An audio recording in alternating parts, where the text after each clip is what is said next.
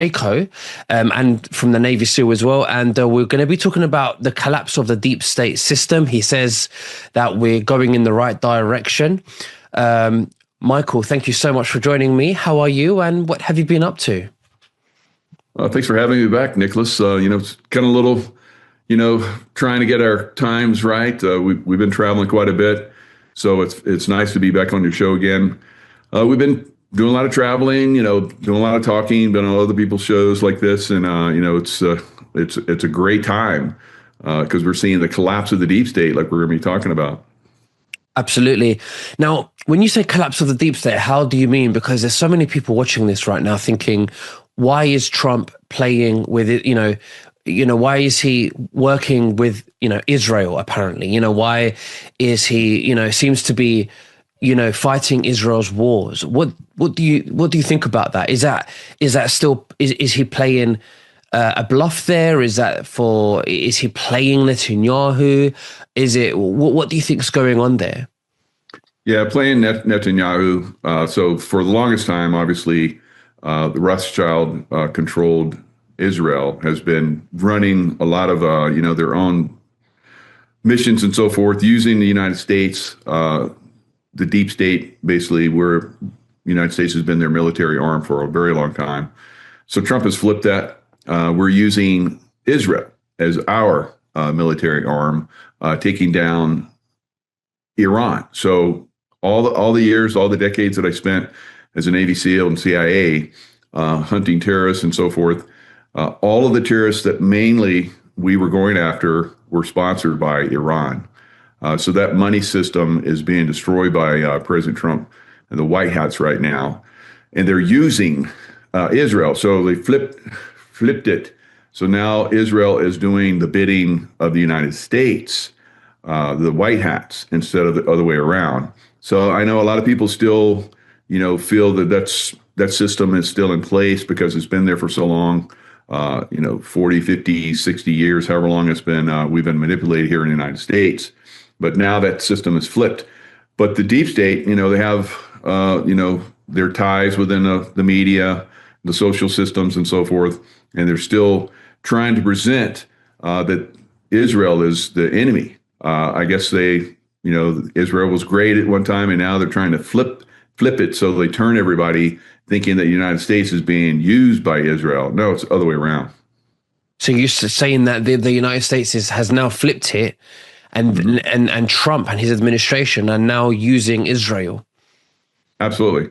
So they're taking down Hamas, taking down Hezbollah. I've been in Beirut. It was a mess there. Hezbollah was basically, slowly strangling Beirut, Lebanon as a whole.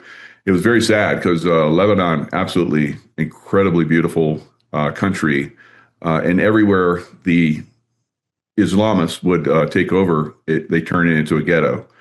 So it was very, very unfortunate. I think that's being turned around now by the United States and the new puppet. We're no longer the puppet, but the puppet of United States, Israel. So Israel's taking down all of the enemies that we should have been taking down, like President Trump keeps saying. For 47 years, this Islamist group came in and took over Iran, another beautiful country with beautiful people. Same thing in Palestine, same thing in Lebanon, same thing in Afghanistan, where I, was also, as a Navy SEAL, and then as, a CIA contractor. Same thing in Iraq, on and on and on. All throughout the Middle East, Iran has been, subverting the goodwill of people all around, just like we saw in Venezuela. You had a deep state activity, taking over Venezuela. Look how easily that was taken out. Now we're seeing in Iran a superb, takedown of the Iranian regime. So Pahlavi, who's the son of the Shah, has basically told us that you don't need boots on the ground. So I said right from the beginning, we're going to have to put boots on the ground because there's no way these Islamists are going to give up that country. I've fought them for like decades. They're once they dig in, You're going to have to uproot them hard. So now Pahlavi is saying, you don't need to put boots on the ground because we have the military, not the IRGC, which is the Iranian, guard, that's deep state. You have the military, the people's military of Iran are basically flipping, and they're ready to take their country back. So you have these, different immortal guards, they're calling themselves. So the military is coming in, they're forming a new military that's going to take over Iran. They'll need our help. I think with, we come in with air power. It'll be easy for them to take that down. It'll be the same thing at Cuba. We're going to take Cuba down just like we did probably Venezuela. So that we're moving in that direction where we're saying, the people that have been controlling Cuba, we want to arrest them just like we did, in Venezuela. Once we arrest that person or go in and get them, then Cuba's going to fall because the people are tired of it. So once they have that manipulation removed, like we're going to see in Iran, then that whole system throughout the whole Middle East is going to collapse. Right. So all of these years that Netanyahu has been saying, the Iranian regime and more so the nuclear weapons, they shouldn't have nuclear weapons. Was he correct when he was saying that? Oh, yeah. I mean, you give a rogue country nuclear weapons, geez, they would have manipulated the world with that. But don't you think he's been saying this for years so that he can attack Iran and take over Iran like he wants to do with Gaza, the West Bank, Lebanon? Yeah, and I know that's the argument a lot of people have. They've been saying this for decades, that we have to stop Iran from getting a nuclear weapon. And that was how they were able to, continue striking Iran and so forth. But now we've seen that flip. We've seen President Trump get involved, and the situation was actually real this time, that they were very, very close to getting that nuclear weapon. And so we've stopped that out. We're going to take their ability to create a nuclear weapon. You don't give a child, a 5-year-old child, a pistol or a rifle. That's stupid. That's what you'll be doing. A radical child, to get control and maintain their power system through the deep state, through the City of London. So the City of London, all the way down into, they put these Islamists in power there in Iran, and so that's being collapsed.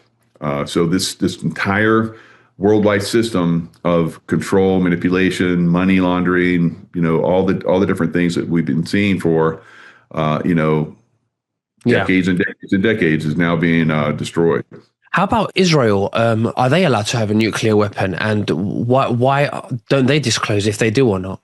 Why are they allowed to have a nuclear weapon, but Iran is not? Well, the same reason that the United States and Britain and France and all these other countries have nuclear weapons, because they're somewhat, I guess, responsible with that nuclear weapon, and it's a deterrent.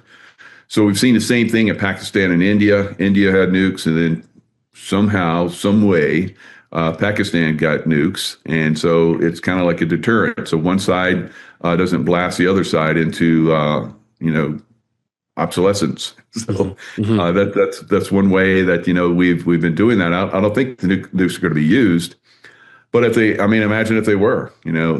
Things would get out of hand very quickly around the world. So when you say that Hamas has been taken down, who has taken down Hamas? Israel through United States support. So again, taking down the deep state.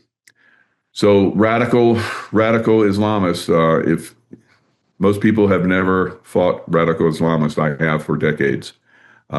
They're horrific, what they do. They cut people's heads off. I've seen them blow people up in markets that were innocent. I've seen the results of that. I've seen people on the side of the road, families that had roadside bombs that were meant for military that happened to catch a family that was traveling in their van, Mm. burned alive in the truck. So yeah, these people are extreme evil, and we've been allowing them to coexist with us for a long time, and to actually come into our countries, Australia, New Zealand, and throughout the Europe, here in the United States, uh, actual criminals, terrorists, Yeah. have been coming into our countries. So that's got to be stopped. That's got to be turned around. They have to be sent back to wherever they came from. And I think that movement is gaining speed throughout Europe. We're seeing it in Ireland. Probably going to see it in your country, in UK, pretty soon. But these people are going to be turned around and sent back because they're literally terrorists. Yeah. A lot of the Syrian terrorists that were, had their brides that these unfortunately these women that left their countries to be brides of these terrorists. They found out the hard way that these were very evil people, but some of them converted. Some of them converted. They denounced the West. They felt just like so. That's their mentality. That's what they think. It's basically against all of our constitutions throughout the world that we have allowed these and take over our countries to infiltrate, and that's going to be turned around pretty soon.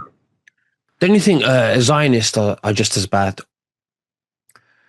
Absolutely, yeah. So the Zionist is pretty much the same thing as some of these Muslim terrorists. Now, some people think that Israel is just nothing but a Zionist country. How was Israel formed? They were formed, from the Rothschild group, and we know the Rothschilds are trying to take over and control the world. They're the deep state, so we can't allow that to happen, of course. But just like we see in every country throughout the United States or Europe, in other countries, we have a deep state that has been manipulated. In some cases, still. I think in your country, the deep state still is at the very top. So it's gonna be turned around. Same thing in France. Same thing in Germany.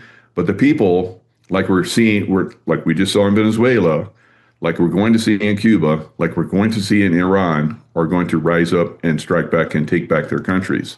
I think the same thing will happen probably throughout Europe. Same thing. The United States, we're doing it here in the United States. We just saw Tina Peters get released today from prison.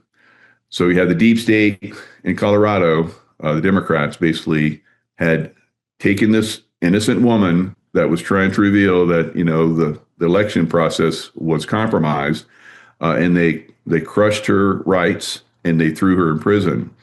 Now she's free, and now they're starting to put together through the Department of Justice, basically a pushback on the Colorado governance. And we'll probably see some of those people actually in prison at some point because they actually absolutely committed crimes. Now we're moving into L.A., the mayor of L.A., and seeing Spencer Pratt, who is a Republican, who is probably going to win or getting very close, or at least one of the top contenders for the mayor of L.A. So this is a collapse of a system that's been in place and controlled California for a long time. Same thing, deep state is basically being broken down. So people are starting to see people are rising up. People are going to vote on a massive scale tomorrow, and we'll see what happens.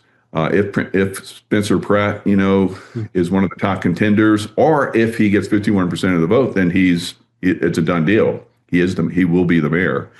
So we're going to see that. We've seen, deep state, and I'm not just picking on Democrats because we have the same thing in the Republican Party as well. We call them rhinos, Republican in name only, a uniparty. So we've seen in 3 states, 3 people that were very, had been elected over and over again that were not really part of, the agenda that, United States people, the people of the United States voted for President Trump to be president. So he's taking down these people that don't vote in the way that we want them to vote. They've been voting against we, the people. So those people were taken out. So we've got three different, rhinos, major rhinos that were taken out in Texas, Louisiana, and Kentucky. And we're going to continue to see that process, I believe, going forward. We'll see the process probably in Europe. We'll see the process soon in Iran, then in Cuba, if not sooner. Who knows? Maybe Cuba will go before Iran. But all these different countries are going to go. All these countries, the people are going to rise up and they're going to take back their countries. And it's always supposed to be for we the people. Somehow, some way, we've allowed or they have taken control over we the people through these deep state governances. And they are going to be collapsed very quickly. Oh, we hope so. Absolutely. I want to go back to Hamas because a lot of the viewers who are watching this believe that Hamas was an inside job by Israel. What are your views on that? Oh, I totally agree. I believe that the deep state side of Israel instigated that. Now, remember, President Trump wasn't involved during that time frame, or so we thought. Well, he wasn't in the position of president, but behind the scenes, because we know that Biden was a double, and so we're seeing this takedown. Same thing with Netanyahu. Netanyahu's gone too, so we're seeing a double for Netanyahu, and so all these people that are or were evil and manipulative, like we saw with Netanyahu, basically. Organizing that, because you look at how long it took for the Israeli military to respond to that, it's quite obvious. Mm-hmm. And then they came in and, hours and hours later, that's ridiculous. It should have never happened to begin with. That was allowed to happen. Israel was warned by Egypt. Egypt even warned them. You're going to have an attack. We're getting it on our side. So everybody knew that Israel was going to get attacked, and then magically get attacked, and nothing was done for hours and hours and hours. That was to get the public involved, mm-hmm. and public wanting them to go into, Palestine and basically, hammer those innocent people. A lot of them innocent, obviously. War. I've been in war. For most of my life, the innocents suffer more than the combatants, always. So this is what we're seeing, I believe, with President Trump. He's not going in and hammering. He's just surgically removing, the top people. This is what I did when I was in the CIA. We would surgically remove the top people over and over. So whoever stepped up, all right, they're gone. Who else wants to be in charge? Okay, you're next. So this is the way of surgical strikes. This is the way of, I think, perfection. So you don't have to, come in and just carpet bomb, a whole country. This is what if you do that, if we did that in Iran, it would take them decades and decades to recover from that. So this way, it will be a very quick deal, just like we saw in Venezuela. So obviously, Iran has a lot more support, a lot more money and backing than Venezuela did. That's why it's taken a little bit more time, but we'll see this regime collapse. They've had 47 years to ingrain and dig in and manipulate things. So it's going to take a little bit more time for them, but as we're seeing, it's right on the cusp of turning. Absolutely. So, with this Islamic extremist, completely agree with how horrific they are. And obviously we know about the Zionists and the Rothschild and how they want to control the world. They want to, in fact, make the whole world Jewish. But for me, that's not really the real Jews. The real Semitic people are the Palestinians. They are the real Semites. And the real anti-Semitics are the Ashkenazi and Khazarian mafia who operate the state of Israel. And they are pretending to be Jews, but really they are Luciferians or dark consciousness or disconnected from source type of consciousness that just want to, create a synthetic reality. Everything's synthetic. Detach us from organic reality and from ourselves. My theory, and I want you to tell me what you think. My theory is that this Islamic, corruption that we're seeing flooding into everyone's countries, and you see all these gang rapes and all of these things going around, although it's very horrific, it's barbaric. I think that benefits Israel because it masks, or smoke screens us from what's really going on with them, whilst they are teaching us in schools and our children about how bad Hitler was. So what do you think about that? Because, what do you think? Yeah, the Zionist, the Islamist, one and the same, part of the same system. City of London, all part of the same. The Vatican, all one and the same. So we're seeing the collapse of that entire system. So we think they're, against each other, but they're one and the same. So we have to, collapse both those systems at the same time, and that's what's happening. So that's the confusion I think a lot of people have. They look at Israel and they think Israel bad. No, it's like you just said, the Zionist. And then we look at the Muslims. The Muslims bad. It's like, no, we look at the Islamist fundamentalists. They're bad. If we look at a lot of different groups, Democrat Party is like Luciferian. It's like it's incredible. And then parts of the Republican Party. You could look at the same thing happening in the UK. Keir Starmer, should have stepped down, still holding on to power because that's a power base that a lot of these people have. The same thing in France, same thing in Germany. Those people that are in those positions of power were selected. They weren't chosen by the people. They were selected to be in those positions because they allow this criminality to exist within the countries and throughout the world. So understanding who are the people that are the real evil people, and then focusing on them instead of focusing on a group of people, this has been the way, throughout time. There was a time where in World War I, the Germans were evil, and World War II, the Germans were evil again. Are they evil still? I don't think so, but maybe because they're the people that are at the top. All right. It seems like maybe that, Nazi group has come back to NATO, or basically always, I think, was part of NATO, and has come back to some of these, positions of power throughout Europe. So we have to clean out that, leadership that is controlling the world. And I think people are starting to see that. They're starting to see because their economies are collapsing. They're seeing like I'm talking about LA, there's, drug addicts, dying in the streets. And the people that were given money, were given power to fix those, have done the opposite. It's gotten worse. So this is what we're seeing, throughout a lot of these countries. So the people in power are stealing from we the people, taxing us more, taking that money and doing what with it? They're not fixing the problems in our countries. Our economies should be booming all around the world. That will happen once these people that are in control and manipulative power and that are, basically taking the money that we give them and skimming it.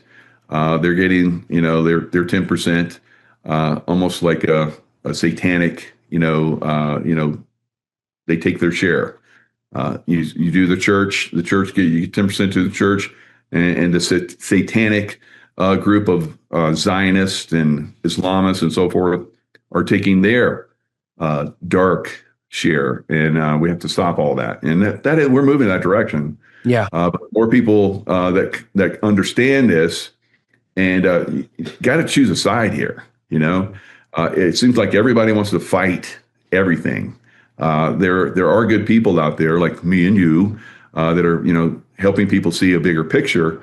But if you continually find something wrong with everything or everyone, we're starting to see that in a lot of the Truther community. I think some of these people have wormed their way up to the top. We've like Tucker Carlson and Candace Owens and some of these other people. We're starting to see there's a dark side to them, and they're attacking, the people that we again have elected, President Trump, to take down this evil. And so these people are trying to create, this division. And so we have to stay focused, not let ourselves get taken off track by these other groups. Yes, question everything. Do your critical thinking, do your research. But if you do that, you're going to find that, some of these people that have, been the people we've gone to for a long time, although you and I, we should be the ones that people been, focused on. But, we're incredibly suppressed. You and I both lost our YouTube channels, and now we've gotten them back. But I can put out something in YouTube in order to get 1/3 of the views that I have on Rumble. Now, in YouTube now, I have the same amount of subscribers. Again, it finally worked it back up, but there was a lot of suppression because when I first grew my channel, it went to 250,000 like that. I've spent the last year hammering and, doing show after show after show, more than I used to do before, having guests on that have a lot, usually in the past have had massive views, and it hasn't happened because of suppression. And when I put it on Rumble, I'll get 3 times the number of views. It's crazy. But it's obvious when you start to see that, they had to let us back because there was pressure to let, free speech come back in. But it's not free. They're suppressing us massively because I'll do a show. By the end of that show, I have 10,000 views. So people came in massive numbers to watch the information I put out. And then, I looked at the views this morning on a show that he did where it had 10,000 views in a couple hours, and there's only 1,000 more views. There's something, obviously going on there. They massively suppressed, took off the ability for people to find that show or for that show to go out and spread. So the control systems are there still, and we have to still. You and I, we keep, plugging away and, trying to inform people, but it's a process. It's tough, but we're getting it done.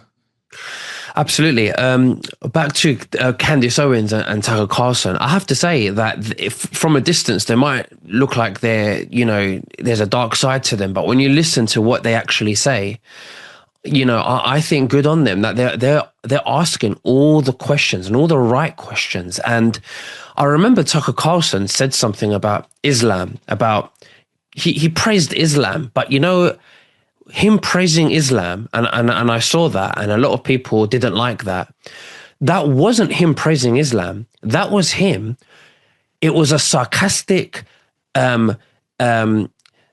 mockery to Zionists. Yeah, he was basically saying that he would prefer Islam than Zionism. He was basically saying that Islam is a saint compared to Zionism. And the reason why he says that, in my opinion, is because although I can't, I've got my own opinion about Islam, and I completely agree with how barbaric, we both think it is. Islam at least believes that Jesus was a prophet. They respect Jesus. On the other hand, Zionism and Judaism, the Jews, they believe that Jesus is burning in hell and Mary, the Virgin Mary, is a whore. That's the difference. So that's why he made that comment. I just wanted to clear that up because I know you said, there could be a dark side to them, but they do question everything about why is President Trump accepting 200 million from Miriam Addison, I think her name is, who is a Zionist. Why is he accepting that money? Yes, he could be accepting that money. He could be playing 5D chess. There's the art of the deal here. And there's CIA stuff that you understand that none of us do. Okay, that things are going on in the background. Nothing like Candace Owens would understand. And, we don't know what's going on. Yes, he could be pocketing the money and he could be stringing them along. But from an ordinary perspective, like myself and Candace Owens and Tucker Carlson, they would have to, in their right mind, question these things. Why is he accepting this? Why is he fighting Israel's wars? And I think it's a good thing to question. What do you think about that? Yeah. So what they're going to do is not take the money, and it goes to someone else that goes against them. Could be. So yeah. So and who do we know for sure that she's a Zionist, or is that how I can tell you that people have attacked my credibility on a massive scale since I've been coming out, and I'm like above reproach in a lot of these areas, but who knows exactly? I don't know that person. I don't know that woman. Have done the research on her. I just hear that she's a Zionist. All right. So, okay. So she's a Zionist, and she's giving money to someone who's destroying Zionism. So that's one thing you can look at. So again, Tucker Carlson he's choosing sides, it sounds like, but he's choosing a side of the same coin. It's kind of like the political parties are like, there's almost like there is no difference. They all fight each other, and then they go out and have a beer and dinner together afterwards. But so they're pretty much a uniparty.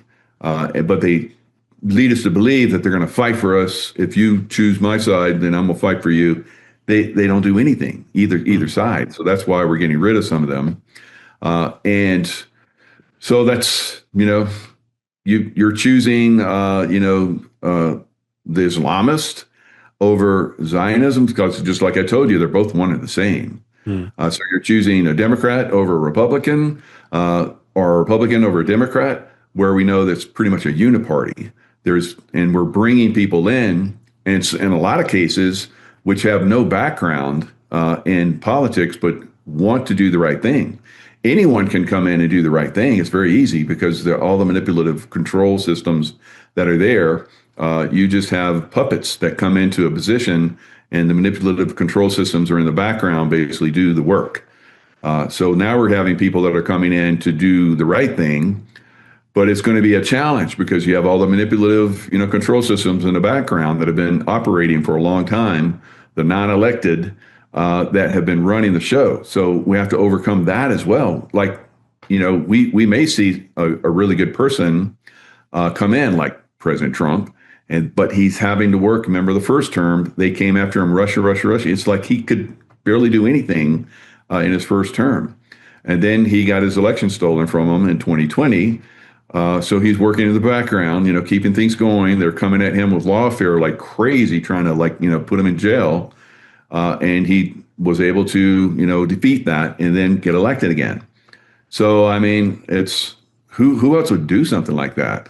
It's like, absolutely. You have to be very, very, focused, and you have to be able to see all of the different groups that are out there. Yes, me being in the CIA, I have a bigger picture. Having been in the top levels of the military, I have a bigger picture. But it's really easy to see. We can talk about this, like I'm saying. There's everything's compromised, everything. So to get someone in there into the top that is a good person and wants to help we the people, work with we the people, it's a tough go. So when you find them and they're willing to give of themselves, we need to support them more. Yes, question. I've questioned a lot of things President Trump has done as well, but all the things that I've questioned him on, it came out that he was right, and he was, it was a bigger picture that even I didn't see at the time. So, I don't see the bigger picture on some of these things. I thought that we should have just gone in Iran and just like hammer the hell out of them and get it done. But I see, because we've, backed off and just surgically, continue to hit targets, like a special forces group. That's the way we would have done it. It's like a special forces, mastermind group in the military right now. So I'm like, this is amazing. I've never seen anything like this, doing the historical research throughout time. I don't think we've ever seen anything like this. This is just stunning, how effective it is. But a lot of people, because, they look at history and they look at the old ways, and maybe they have someone that they look up to that it's uninforming them, or they think they have a bigger picture, but they don't. and so they follow them. So these are the things, this happens throughout time, but we'll see the collapse of the system, I think, accelerate probably as we move, closer to the 2026, election that we're going to have here in the United States in November. So we saw, and this is what I love about the UK, because when we saw, like we saw with, this UK basically came in and voted for We the People, I believe, and Keir Starmer is almost completely gone, has very, very little support, and so he's staying there, and he just keeps destroying himself. Every time he speaks, he destroys himself a little bit more, and people are starting to see a bigger picture.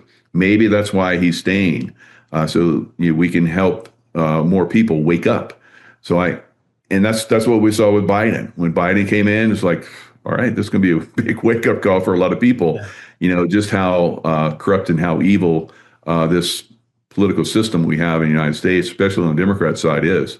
So 100% agree. I do think that Keir Starmer is the Joe Biden in the UK in his own right to wake people up. Absolutely. I do think that. That's good coming from you. Thank you. Yeah.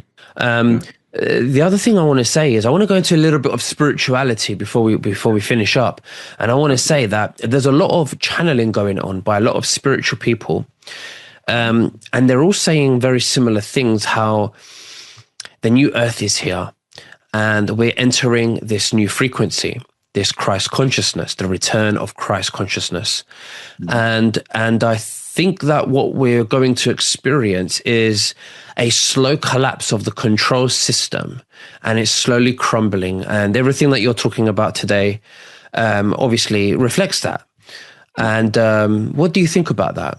Have you heard anything like that? Because I know you do a lot of remote viewing as well and stuff like that. Yeah, I would say I'm more spiritual than I am like a hardcore military guy, because that spirituality side that I've talked about in my books and my courses and so forth, and on a lot of these shows, is what's overcome a lot of the dark, evil side. So yeah, I agree with you. It's a process. So we bring in truth, we bring in light, and instead of, like I talk about, like I'm hardcore, military guy, I could go in and just I could take down, Iran in a few days, but because we're doing it nice and slow and methodical and easy, we're allowing more people to wake up. We're allowing more people to get involved. I see the bigger picture of that now, and that's a spiritual way to do things.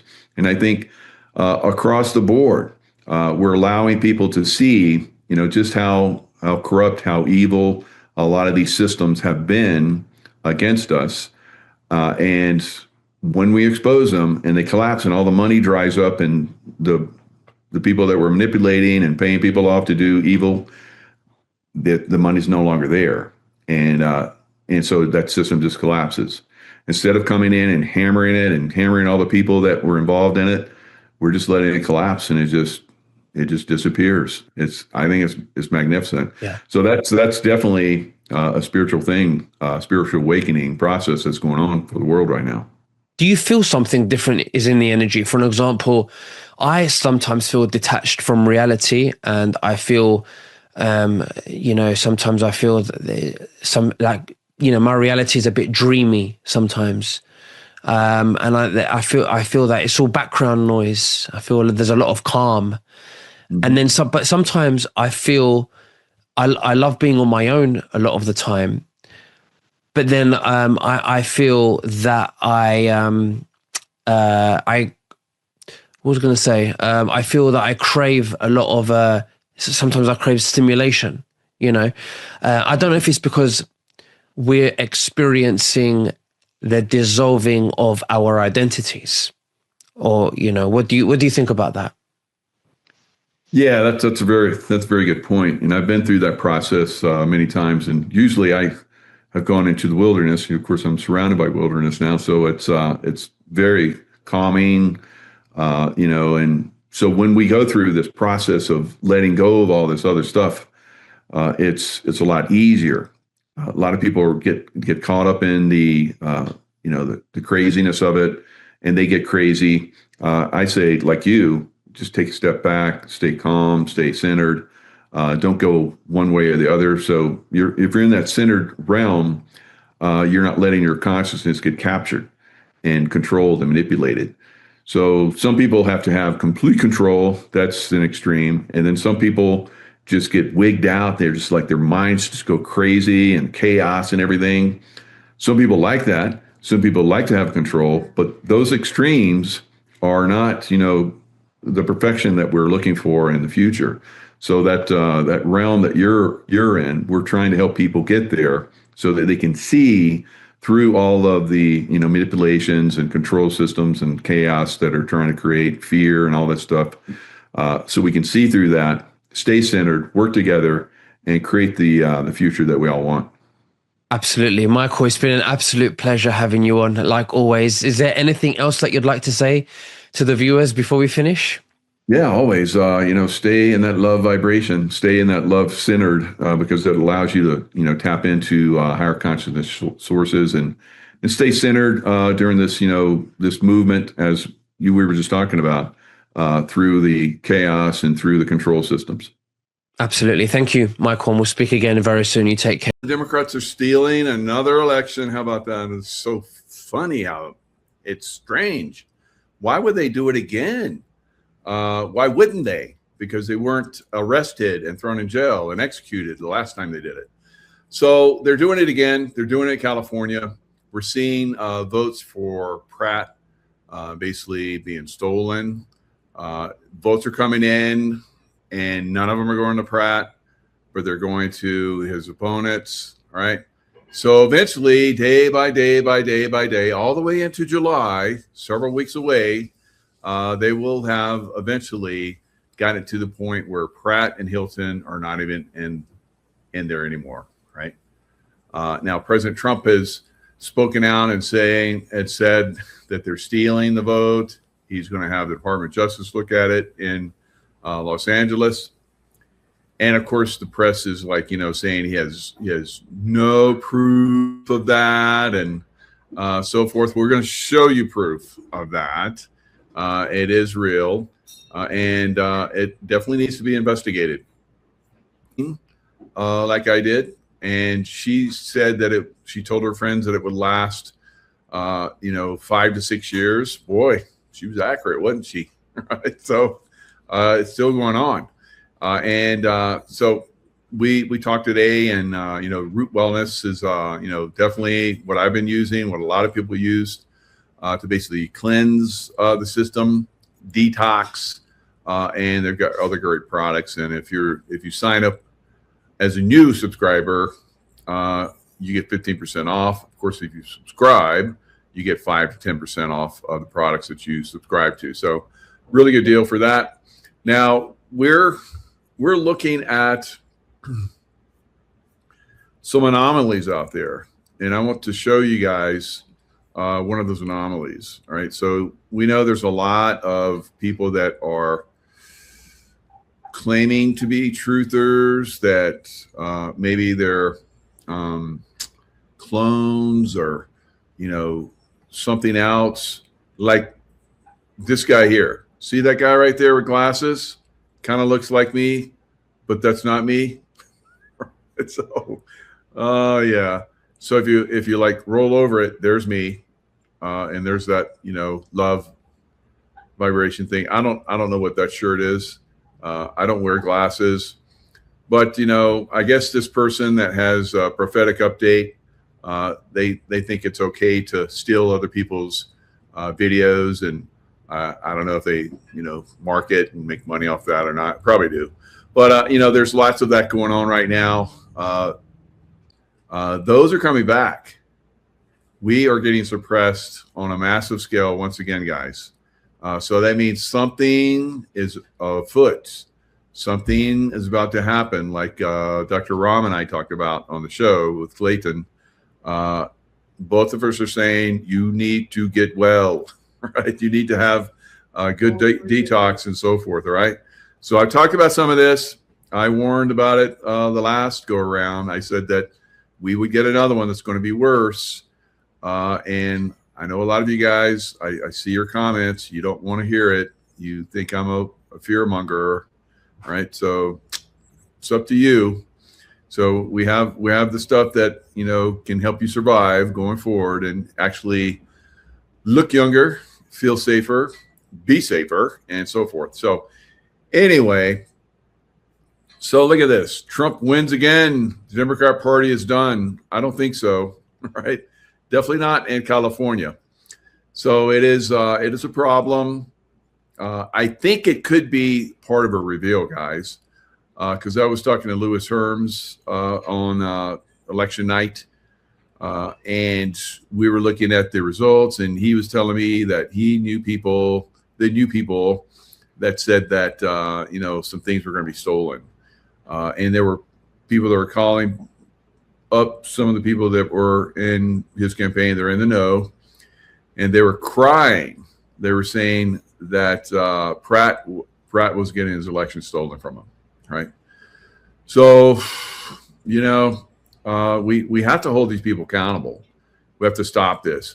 And there could have been people that were in a lot of the polling places that were collecting information, is from what I heard. All right. So maybe this will roll into 2020. It's not over yet. So it could be some of that is going to be revealed along with the cheat that's going on right now in California, right in front of everybody's eyes, right? Right in front of our eyes. All right. So it is one of those things that, it takes time for some people to see and understand. Of course, back during 2020, a lot of us were exposing this stuff. And then once Biden got in office, you could not say anything bad about him. It's almost like the way it is in Great Britain right now, right? If you say anything, at least they weren't arresting us. They did the J6 guys, though. But if you speak out, then you get you get taken down. I remember when Biden was fell down several times when he's going upstairs. It's like, how is that possible, right? Falling down upstairs over and over again. All right. So there was a meme that was going around where President Trump was on the golf course and he was hitting the ball, and it showed it hitting Biden in the back of the head, and he'd fall down, and then he'd get back up and Trump would hit another ball and hit him in the back of the head. He'd fall down again. So it was a little meme. It was fun, but YouTube wasn't having it. Right. They took that video down all I did was post that meme that was all over the internet, and everybody's laughing about it. But YouTube, no more. All right. No more can you make fun.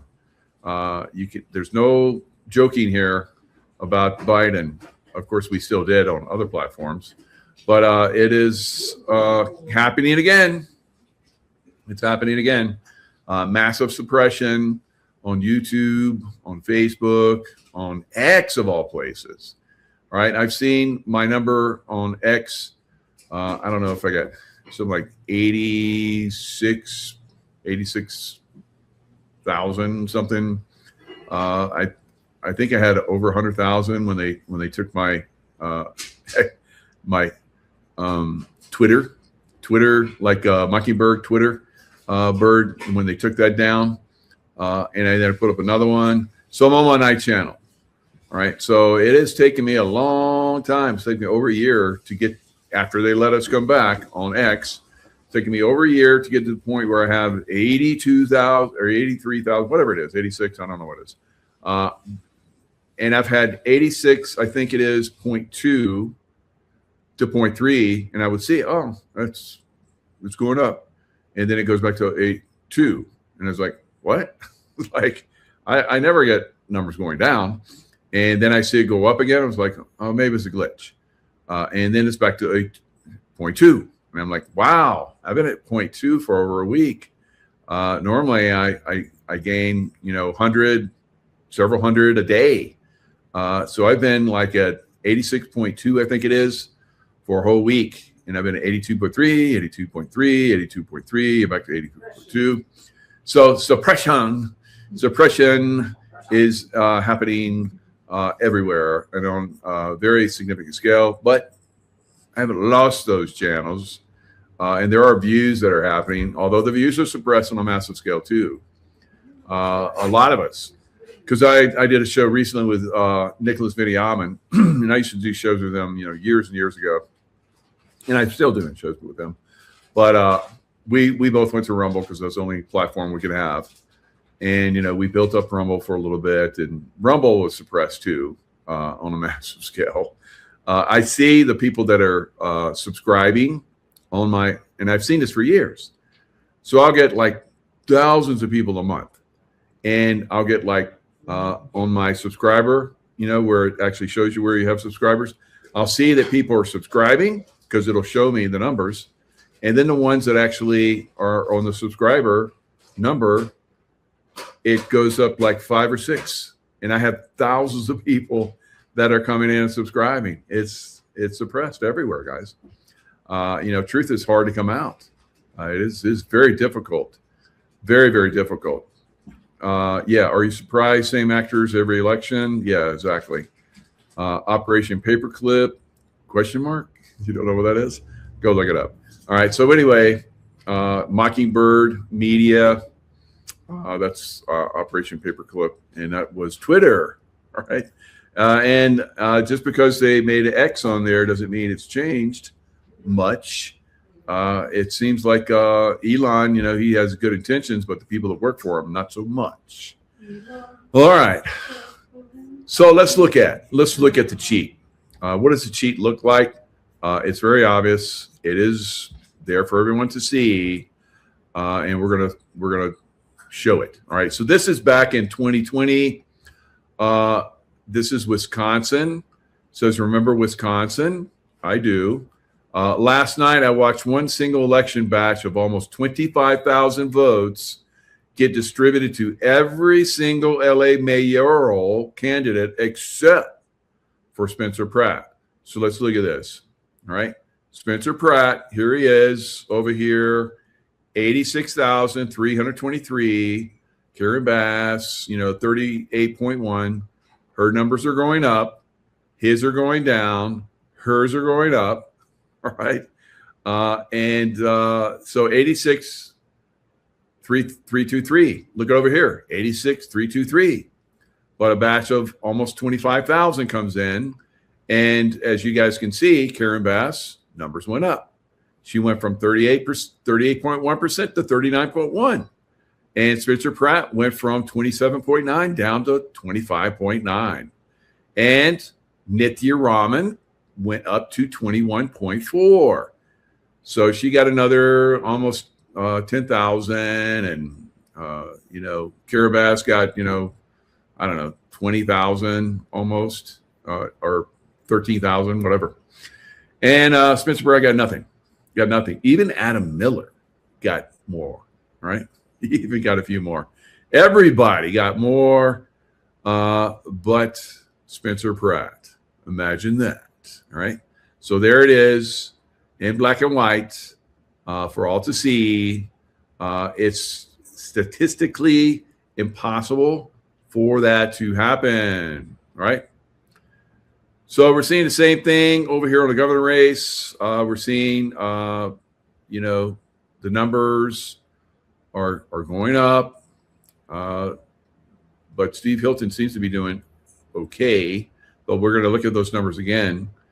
Now, before Steve Hilton, I don't know what this is, but Steve Hilton was number one. Now I'm going to show you guys in the predicted market, the election prediction market. They're predicting that Steve Hilton and Spencer Pratt are not going to be in the running.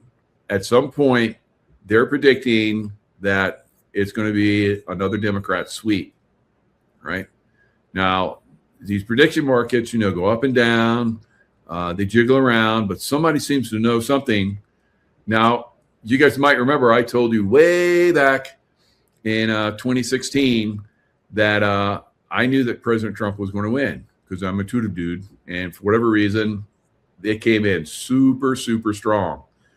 So I was telling everybody, Trump's going to win. And everybody's like, well, that's not going to happen, right? The polls don't show it. The prediction markets don't show it.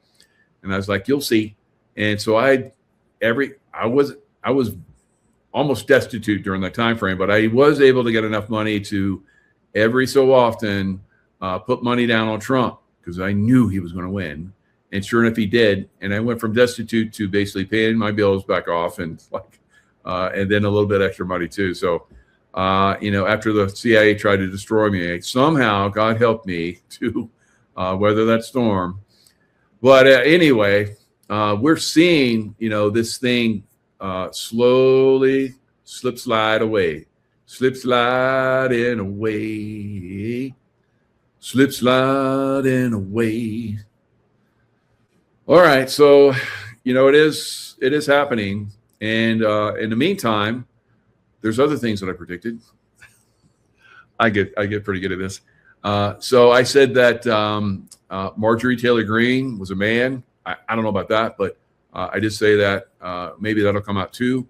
But anyway, I said that he, she, whatever that is a big cheat, and was going to turn on Trump. And sure enough, she did. Right. So now there's evidence that she got the payoff. She got the payoff to do that. And that she basically sold her place in Georgia. She was America First and all that bullshit. And now she's living in Costa Rica because she's running. All right. She took the money and ran. All right. So this is Nick Shirley says he has proof that MTG, Marjorie Taylor Greene, was bribed to switch sides. Marjorie Taylor Greene didn't just wake up one morning and have a change of heart. It took months of negotiations and a $14 million settlement for her to betray her country and her president. Citizen journalist Nick Shirley said on his podcast, so, wow, he's a young guy, but he just seems to know stuff. It seems to know stuff. And he gets all these, the insights, and he knows where to go look.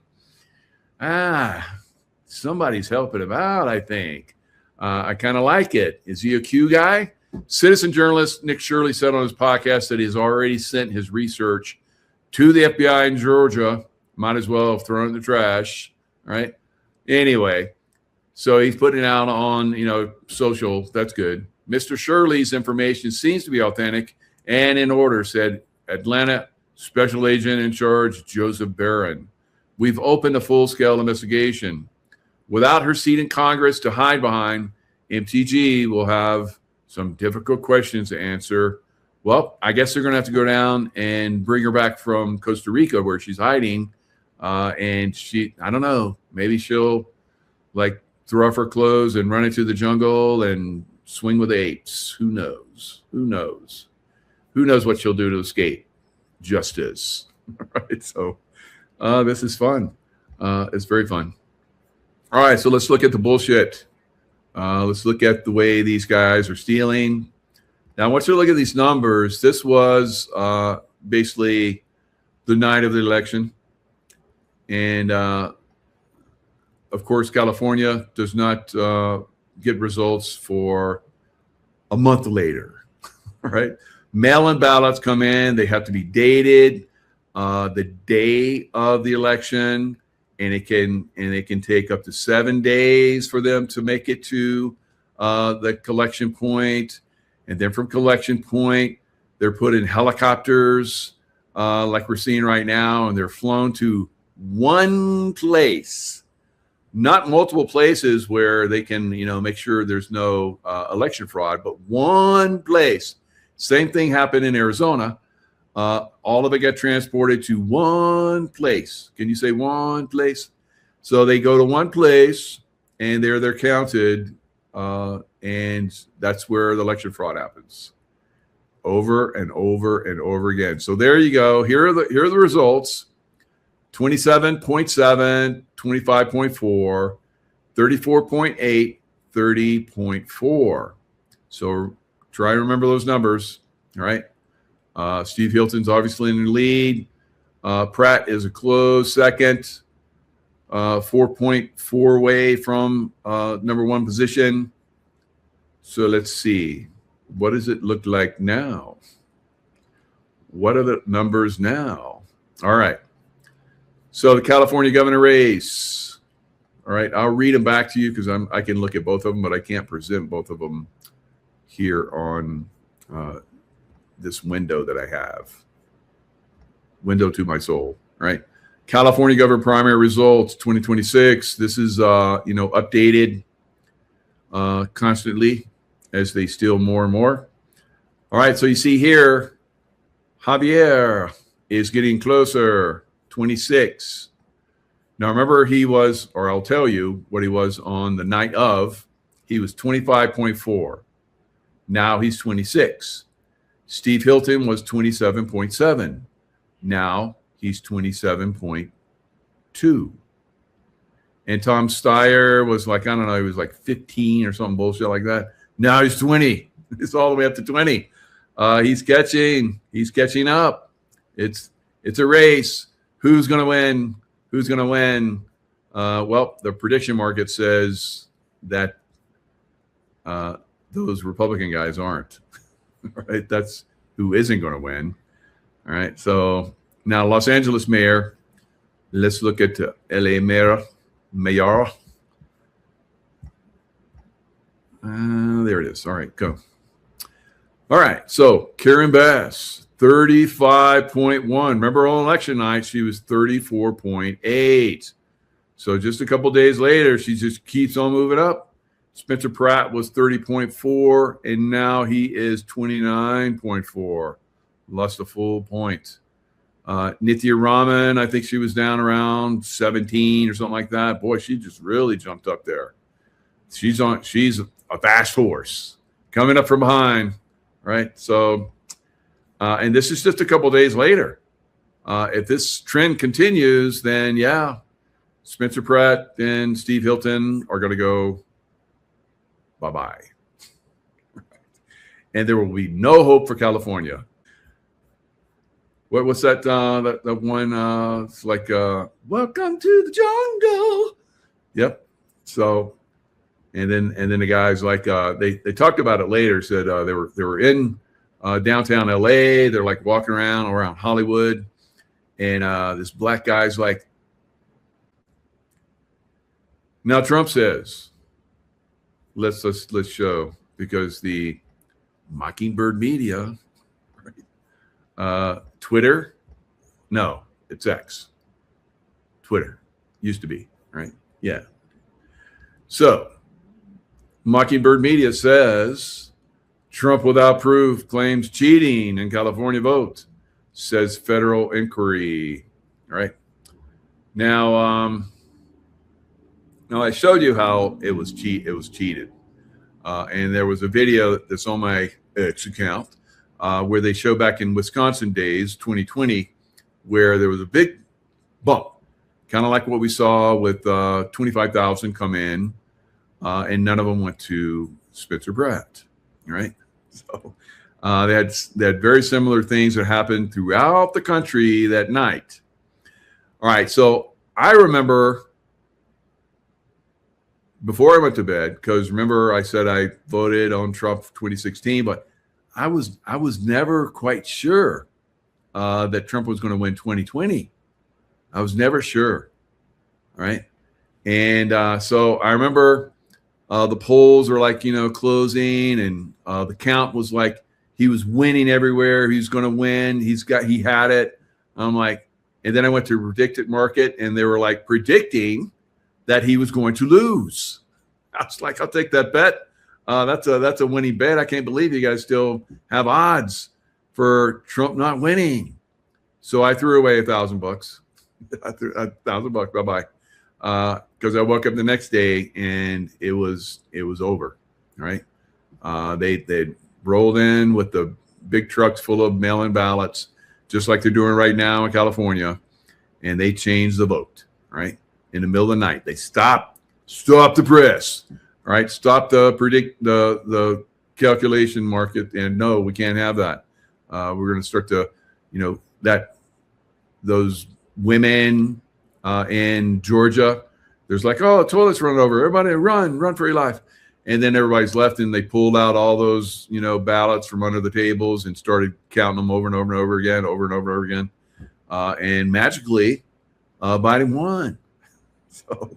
It's funny. It's hilarious, isn't it? It's we just have to laugh about this stuff. But at some point the pitchforks and the torches come out. All right. And then people get drugged through the streets and they get hacked up and hung from light poles. That's coming. It's up to them. They can keep playing these games and piss us off a little bit more, and then we're going to snap, and then it's going to be over for them. All right. So Trump goes after California, claiming election being stolen as results trickle in.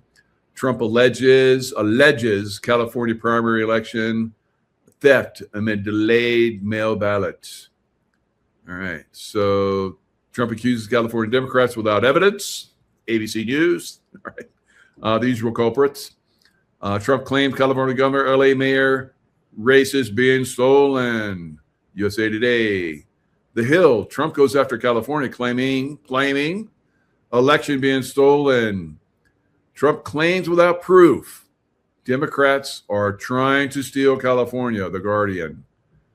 You're not even in our country. Shut the hell up. All right. New York Post. Trump claims Dems trying to steal California primaries. Launches investigation. All right. So, what will come of it? All right. Then we launched investigations during 2020. Yeah. All right. Well, nothing happened. Is it going to be different this time? I don't know. Because if we looked at the predictive markets, and these guys, when it comes to making money, right? Now, of course, I made money on them. Now, you remember I said 2016, Trump's going to win. 2020, I was like, And then election night, I was like, yeah, I'm just going for it. I didn't tell anybody, right? I didn't tell everybody I was going to lose money because I didn't know I was. I thought it was like a sure bet. But I did lose money. And so when we had 2024, I said, Trump's going to win. Get out and vote. Vote early. If we all vote early, he will win. And there are a lot of people said, that's bullshit. Don't vote early. Even President Trump said, I don't know about the early voting. But Miguel knew. I was very knowledgeable about that one. And, of course, he won. All right. So predict it. Predict it markets. I made Mint the first go around and not so much the second go around, right? Because I wasn't using my intuition. I was just looking at it. I was like, that's bullshit. He's going to win. It's like, duh. And I didn't use my intuition. See how that works? Yeah. Not so good. All right. So here's predicted. What are they saying? California government primary leader, Xavier Becerra. Well, that's strange because Steve Hilton's leading right now, but they get it almost 100% that he's going to win. He's going to be the primary leader. Wow. How do they know that? Somebody tell them? Are they guessing? How do they know? I always wonder that because they didn't know back when 2016. They didn't know that one, but they did know the one in 2020. And I didn't even look at it. I was like, I'm over betting. I don't normally bet.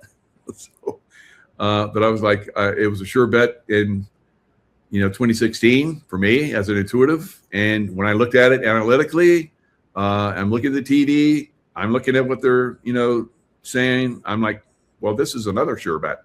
Not so much. So here's another not so much sure bet. So will it go one way or the other? Now, I believe that people are going to rise up and they're going to say bullshit, bullshit, bullshit. And then something's going to get turned around. I don't know how, but this is not going to continue to be stolen. And if it is, there's going to be blood in the streets. All right. So it's up to California how they want to play this. Now, California governor winner, Xavier Becerra. 82% chance, right? Wow. So they're already predicting, even though Steve Hilton's in the lead right now, and everybody's talking Steve Hilton. Now, you guys might remember in Arizona, what was Kerry Lake. Everybody's like, Kerry Lake is going to win. And Intuitive Boy said, sorry, guys, I don't see it. At some point, I see her in the future being the governor, but ain't going to be this time. And everybody's like, you don't know, Mike. Look at the polls. She's way ahead. And her opponent doesn't even come out of her house like Joe Biden. Well, remember how that worked out. So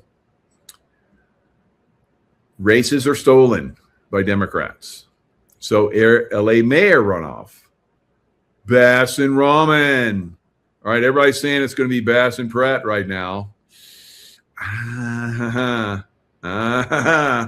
Prediction market's got it strong that Pratt is not going to make it. Pratt is not going to make it. Does this piss off Angelenos? Do Angelenos run through the streets naked? No, that's the homeless people. But some will probably. They'll be homeless. So that's one of the things they're fighting for, to stop the naked homeless people. But it's going to continue if they don't get Pratt in there. Hello. And I guess, they're like, well, we want to see if ramen noodles, noodle brain, is going to win. And if she does, then we'll have 3 communists in major cities. We have one in Seattle now, and we have one in New York City now, right? So why not one in LA, all right? I think that's what they're trying to push, right? They want to see if people will vote for her. Of course, people won't vote for her. She'll be selected. So I think that's kind of the way things are going. Predict It seems to be agreeing with me, right? So it's tragic. It's tragic. But it is the way of the world right now. That's the way of the world. Rothschild nuclear spy arrested in Newport Beach. Have you guys seen this headline? No? Let me show it to you. All right. CEO of the Iran tech company arrested on federal charges supplying U.S. equipment to Iran's nuclear military establishment. How long has he been doing that? I think a long time. So he lives in a $35 million Newport Beach mansion because I guess, espionage pays well. You sell people, information to our enemies, and you make a lot of money. So he's been there for like 12 years. I don't know if he's been, siphoning off information and sending it to Iran over this whole time frame. It says from 2014, 2018, Gomi, Ghomi, Gomi, arranged the smuggling of more than 250 metric tons of networking equipment into Iran using freight forwarders and intermediaries in Dubai to disguise that Iran was the true destination. All right, so I guess he had annual sales of $10 million. That's how he could afford a $35 million mansion. And so there's a lot of stuff that he was involved in, evidently. So somehow he got away with it. No one caught him. But this is kind of in the game, right? America supposedly, I think so, was the first one to make nuclear weapons. And how does everybody else have them now? Huh? Did we sell them to them? Is there some kind of money made here? Like that guy? So Candace Owens. All right, so you know how Candace Owens has been doing all that investigative work and exposing all kind of stuff? Well, I'm going to do investigative work and expose Candace Owens. All right, so there you go. So this $35 million California mansion charged with nuclear, aiding Iran's nuclear industry. So he's arrested Wednesday over allegations he funneled U.S. networking and encryption equipment to Iran's nuclear program and military while laundering millions of dollars.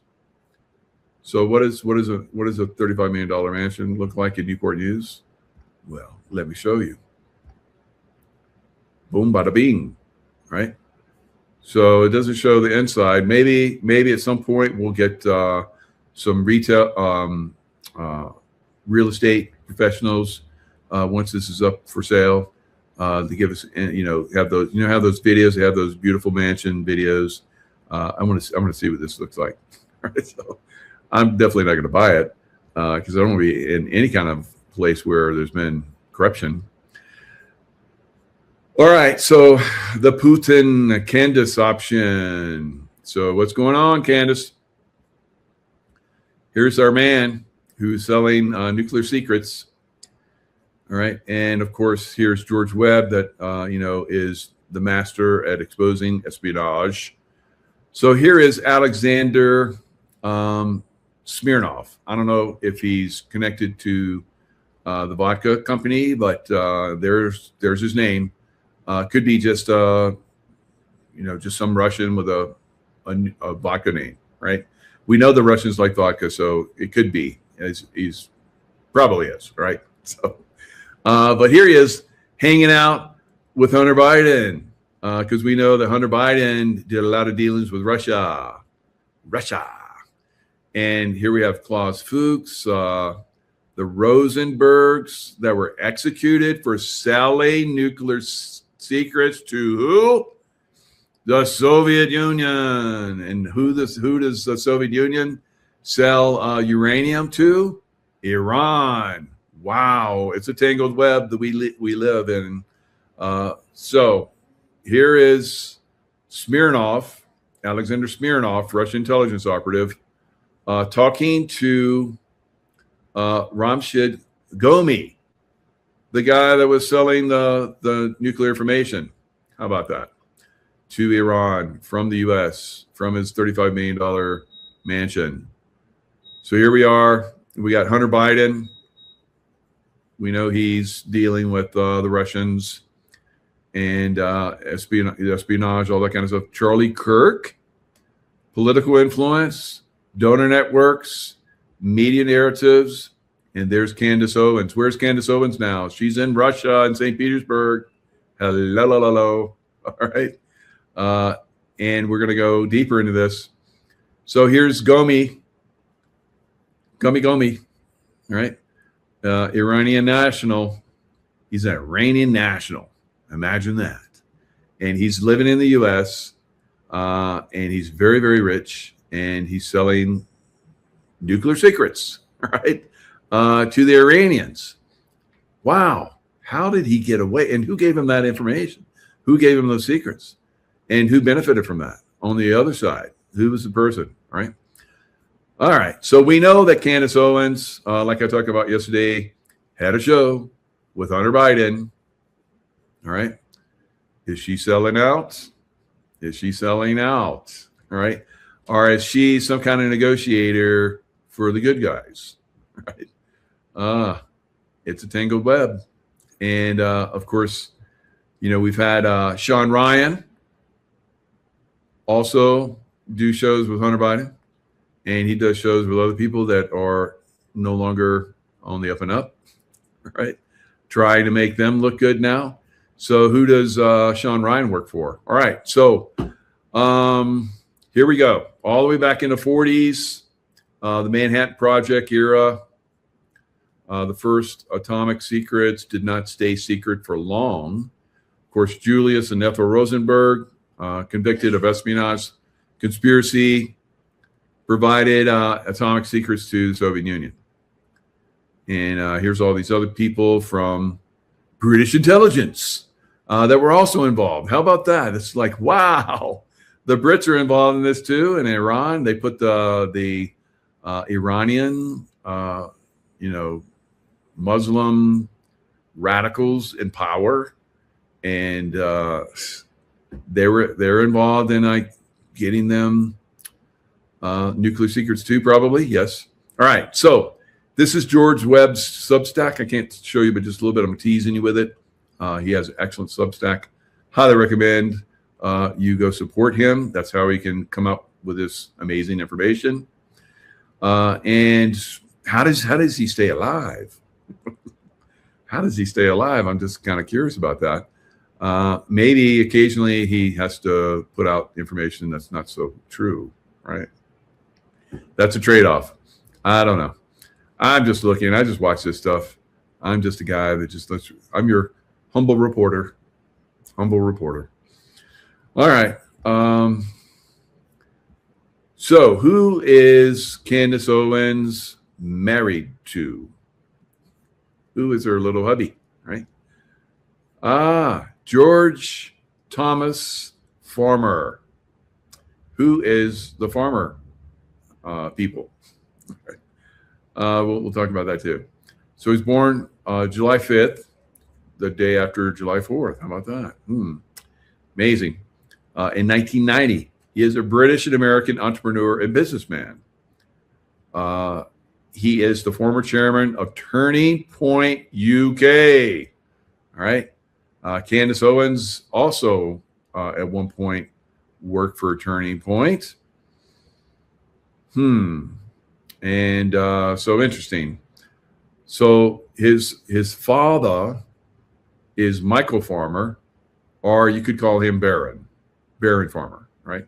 Because he has been baronized by the UK government for life. So his father became a life peer when he was appointed to the British House of Lords in 2014. His son has the title of the Honorable Farmer Boy. Turning Point UK. In February 2019, Farmer became chairman of Turning Point UK. See all this ties together? All these people. Wow, there's some mysteries going on here. All right, we're gonna have to dig deeper. We're gonna have to dig down deeper, and it's going to take some time. But your humble reporter will get to the bottom of this. All right, his then fiance and now wife, Candace Owens, was communications director for Turning Point USA at this time. Wow, arranged marriage, maybe? So I've heard that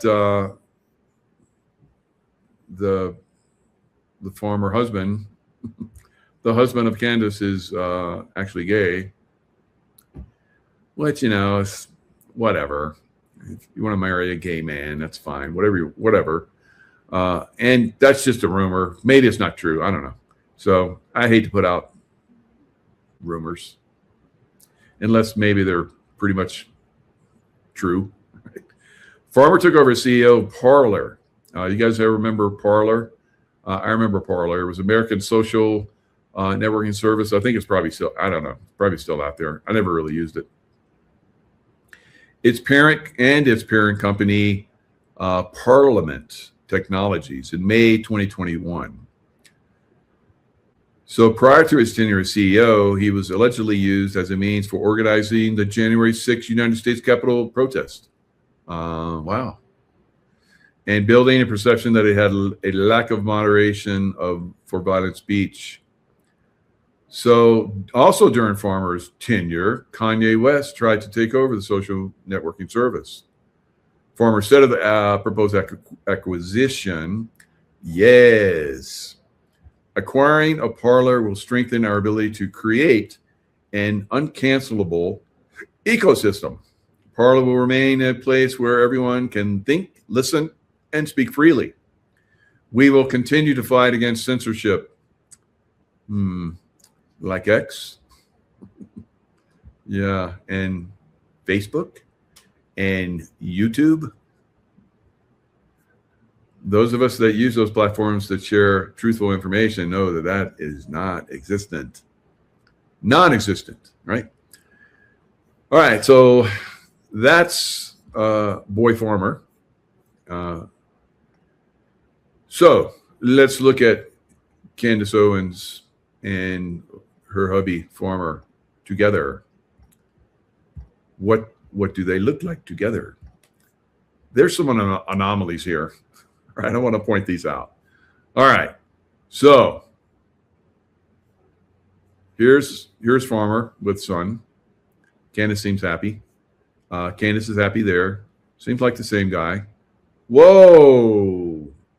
That does not look like the same guy. Candace Owens' husband, George Farmer. Huh. What do you guys think? Is that guy and that guy the same guy? I don't know. Maybe he lost some weight. The ears don't look the same. The nose doesn't look the same. The lips don't look the same. The chin doesn't look the same. Oh, there's another one. Wow. There's lots of these guys. Boy, she has many husbands, I guess. Candace, but they call him the same person, George Farmer. I don't know. So the hair color's off. The length of hair is off. Hair color's off. You know, they can dye his hair. That's possible. You know, I don't know. Looks like a lot of different people. All right. That does definitely not look like the same guy here, right? This guy looks younger than that guy, and this guy has kind of blondie, and not as much hair, dark hair, parted on the different side. I don't know, guys. Parted on the different side, parted on the different side, different nose, all blah, blah, blah.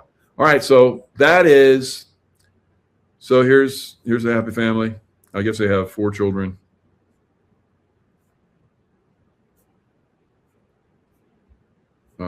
So Candace, what else do you do besides have children? Oh, she's an influencer. All right, so I don't know.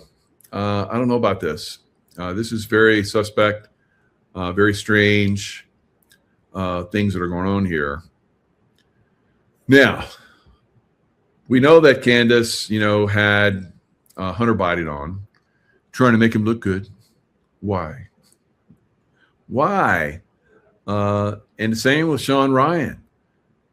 Yeah, that's a total different world that I'm not going to be involved in or report on, other than that's bad, right? And we all know it's bad, so we're just like, okay, bad over there. But Sean Ryan and Candace Owens have Mr. Batty Boy on their shows, talking it up like he's a cool dude, right? Now, who else has Candace Owens had on her show, trying to make them look good? Let's look. Oh, Harvey Weinstein. Wow. Yeah. So she's trying to make him look good. Yeah. I don't know why she does these things, but I guess somebody tells her to. She's involved with British royalty, right? So, the British run the world, at least the city of London does. So she's got her marching orders, and here she is right now, as we're speaking, in Russia, Mother Russia, and doing a Ukraine or Iran or somebody, uranium deal. What's going on? What's going on, Candace? All right, so let's listen to what she says. She's like just trying to build this guy up, Weinstein. That time, just anything that could have been going on, because I think there's something bigger happening here. There wasn't a fight per se, but the establishment, I would not say, was my friends. Right, and what is the establishment in Hollywood? It's normally the big studios, but I can't say that they were part of this. Right. No, I'm just wondering, like, who in the end, who owns all those movies now? Who owns your catalog? What happened? We sold the catalog to a company called Be-In, which is owned by the Qatari government, and we sold the other part of the library to a company called Spyglass and Lantern, which is owned by the Saudi Arabian government. Very interesting. I'm asking these questions because my investigation into this isn't going to stop. Well, that's good. So I look forward to your investigations, Candace, and the lies you peddle. Right. So whatever. So we're going to continue to watch these goofy people try and mislead us. But we're smarter than them now, right? All right. Because we use our intuition. We don't just look at the face value of their mockingbird manipulations. We look deeper into their machinations, and we are like, bullshit, bullshit, bullshit. All right. So Candace, obviously, there's some darkness there. All right. There's some darkness going on there. Now, a lot of people still want to put her up on a pedestal because she said some things they liked. All right. But if you look a little deeper, just like the election steal that is going on in California, you will find probably some things that are not so good. But who's looking? And if you look, then will you find something that somebody would not like for you to know about? And maybe come visit you and stop you out? I don't know. I don't know. All right. So let's look at what's going on in the markets. So the markets seem to be, kind of up and down, up and down, up and down, up and down, but mostly up. If you're in the NASDAQ and the Dow and S&P, those markets seem to just be going up, up, up, up in a way in my beautiful balloon. So if you look at all right, let's see if I can get them over here. So the metals are kind of been going up and down. They're kind of like silver's kind of stuck around the $75 range. And let's look at the daily on that. And you're going to see that it's coiling, right? Coiling to like go down or go up. I don't know which. I think it's going to go up, but it seems to be going in the right direction. So if we look back in time, when you see this coiling, this sideways operation, like you see over here, look how that ended up going all the way up to $120. Yes. And what was it back there? In the low 40s, mid 40s. Yes. So coiling, goes up, comes down a little bit, goes up. So these are called higher highs and higher lows, right? When you get higher highs and higher lows, that's a good thing. So here you have, that was not a higher high. That was not a higher high. And then it goes down. So it seems like maybe it set up bottom down here. Then it goes up and it comes down. So that's a higher low. And this is a higher high than that one.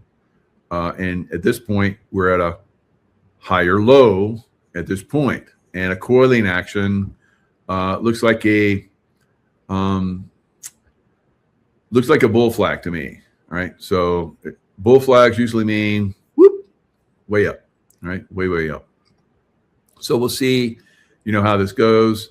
And now if this breaks down, if there's no signing of any kind of agreements this weekend, like Trump has been talking about, and they just keep blowing each other up and decide to blow each other up more, then, things are going to get probably a little hairy for now, if you look at, we've been making higher highs in Dow Jones. So you guys see here is up 875. Was up almost $1,000 a day, or 1,000 points today. The NASDAQ was higher, but it decided to go down. I think Broadcom, which reported, because it's an AI chip maker, I believe, and people didn't like the numbers that they came out with, so it sold off pretty good. So that brought the NASDAQ down a little bit. So if we're going to see this market continue to go up as long as we have good earnings, but if we continue to see in the AI space like Broadcom, where the numbers are starting to decrease or go down or anything like that, we're going to see this market come unglued and go down big, right? At some point, that will happen. But I think there's still, like I've been saying for 6 months or more, that I see this market going much, much higher. All right. So we still have a pretty significant higher to go, I believe. And when it goes up like that, we'll see precious metals take off. We may see a turnaround in the crypto space, but the crypto space is really getting hammered down right now. At some point, it's going to get hammered down quite a bit. So let's look at the numbers on. Whoa, that's look out below, right? So here is the low way back. When was that? February 26th. So we're not quite there yet. It looked like it was going to touch it, but it was scared, or it was, no, I'm not going to touch it. I'm going to go higher again. I don't know, but looks like I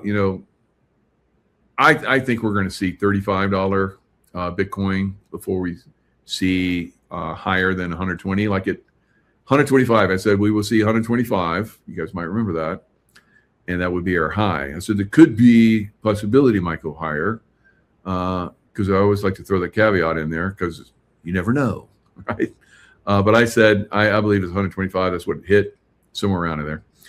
And I said XRP would hit around 3 something. It will pull back, which it did, and I got out, made lots of money. So I'm waiting for XRP to go to 75 cents, right? And I'm waiting for Bitcoin to go to $35 or 35,000 before I start buying. All right. So that's Mike's take. Now I believe that we'll see $350 to $500. I think $500 by the end of the year in silver, and probably sometime next year, $10,000 gold. At some point, we'll see $1,000 silver and $20,000 gold, but that could be several years out. So we're in the beginning stages of bull market in precious metals. All right. So I think the other things that are beaten down in the precious metal space is the miners. So you can buy the miners. I bought SILJ. I think that's the best performer. I've been watching them. I've been investing in them for a little bit of a while now. I think it's the best performer. I think you're going to do good if you go with the miners, if you like to do stocks.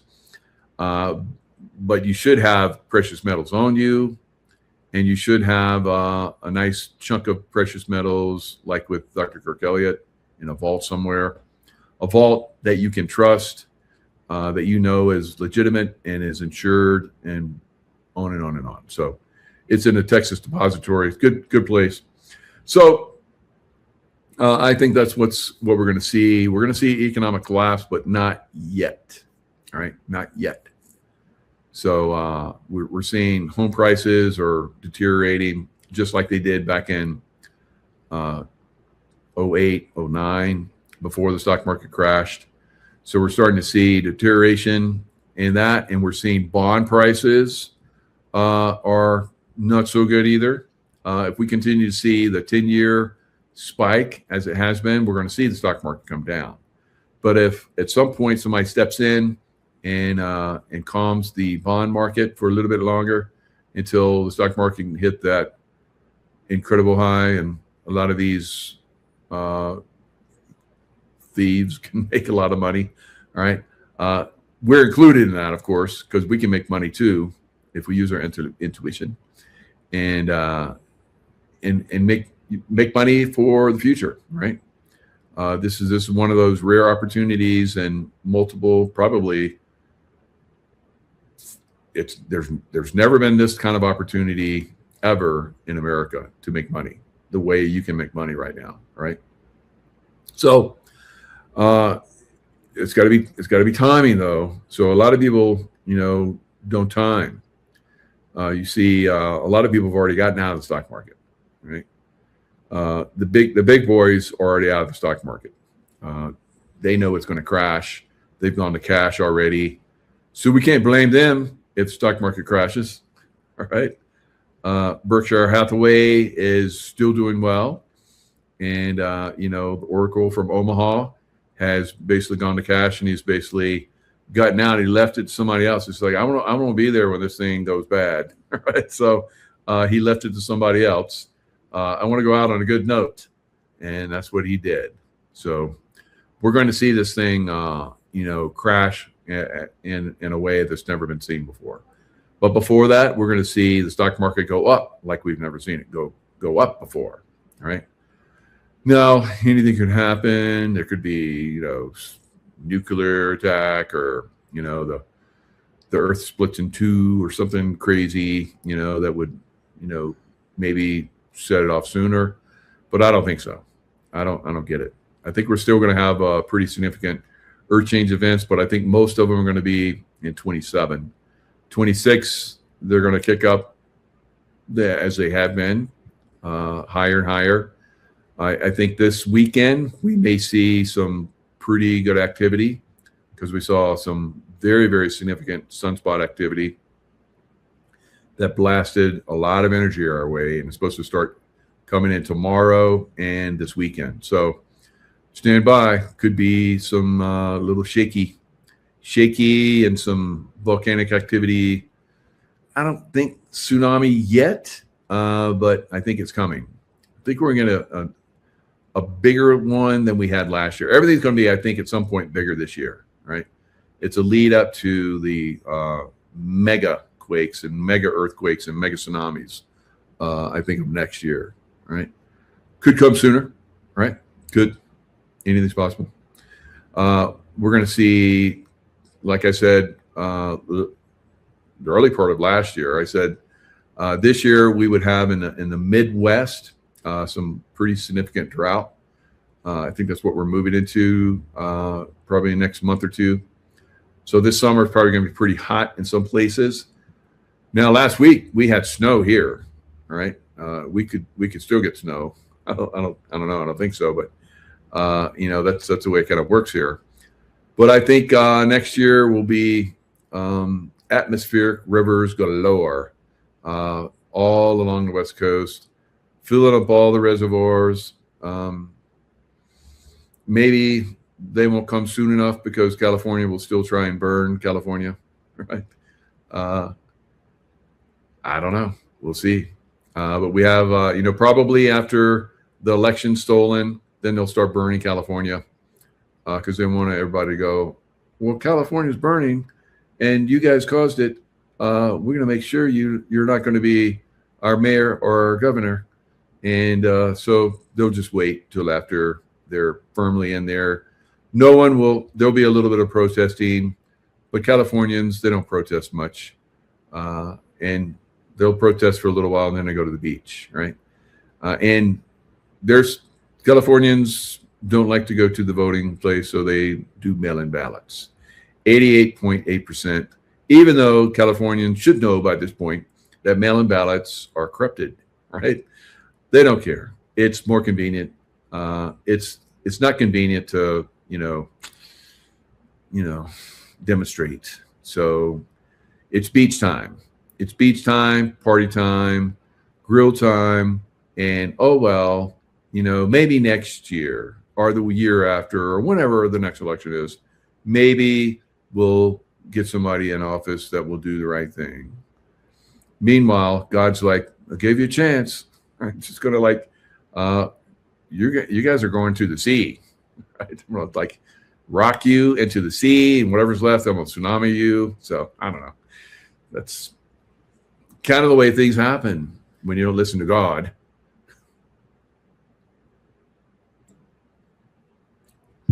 Yes, I'm crazy. That way I stay alive because they're like, why would we take him out? He's just puts out so much crazy stuff. It's nonsense. Although they know what's right. But you don't. Some of you don't. Some of you don't believe. right? And that's why they get away with what they do. All right, guys. I've had fun. I hope you guys have fun. And you know, on those old shows on TV where they would sing at the end, I'm not going to do that.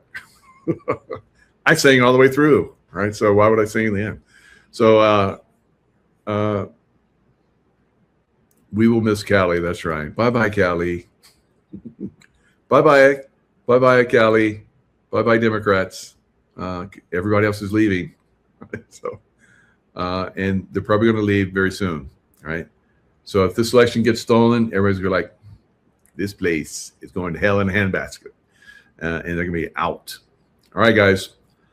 Lots of love. Love to Callie. I had so much fun in Cali. It was beautiful. Thank you, Callie. So you see Callie is straight back over there. Back over that water. All right. Bye, Callie. Maybe not. Maybe somebody will come to their rescue. That's what they believe. Because they don't want to get involved. Somebody will save us. Meanwhile, they're laying at the beach, getting some sun, going about their lives, and hoping for the best instead of getting activated and doing what should be done. All right. Lots of love. Stay in the love vibration, and I'll see you guys next time. Seen on the English internet is so far detached from reality that I think it's time to step back a bit and look at the people who are really in control. So let us start with Donald J. Trump. We are now on the 5th version of Donald J. Trump. The original Donald J. Trump was financed by the Harrimans and the British Rothschilds, and he died in a helicopter crash in 1989. They then replaced him with another avatar who was the Make America Great Again guy, and he lasted until June of 2025. At this point, a different group of families who owned the Federal Reserve Board, the Rockefellers, took over the Trump avatar and immediately used it to destroy the Trump image that had been created over the decades with deliberate acting to make him look like a megalomaniac, insane person. And who are the people behind this? This is the Rockefellers, okay? And people need to understand this. Bill Clinton was the son of Winthrop Rockefeller. Hillary Clinton was the daughter of David Rockefeller. Other Rockefellers include, for example, John Podesta. He's Lawrence Rockefeller, in that branch of the family. Those are the people pushing the space opera, the alien disclosure, all that kind of stuff. And then we have other Rockefellers. For example, take a look at these pictures of Michael Rockefeller of New Guinea, who looks identical to Tom Hanks.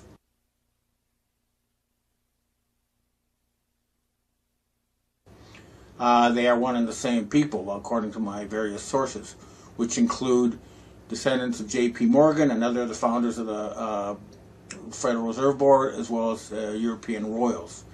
And then, of course, there's Mark Zuckerberg. He's another Rockefeller. And they're also Obama, descended from Hitler. So we're talking about bloodlines. So then hire actors to play their roles and make it seem like, you know, we have a democracy, when in fact it's all fake. And, you know, we've tried to reach out to these people. We offer them 200 tons of gold to help finance, you know, we'd start by setting up a think tank with that money to figure out how to set up a better system of economic management for the West so we don't get overrun by China. And the idea was to hire some really smart people to figure out how to set up a future planning agency. And then, once the agency was set up, then trillions of dollars would be made available to, you know, end poverty, stop environmental destruction, turn this world into a paradise, all that kind of stuff. But they're blocking us.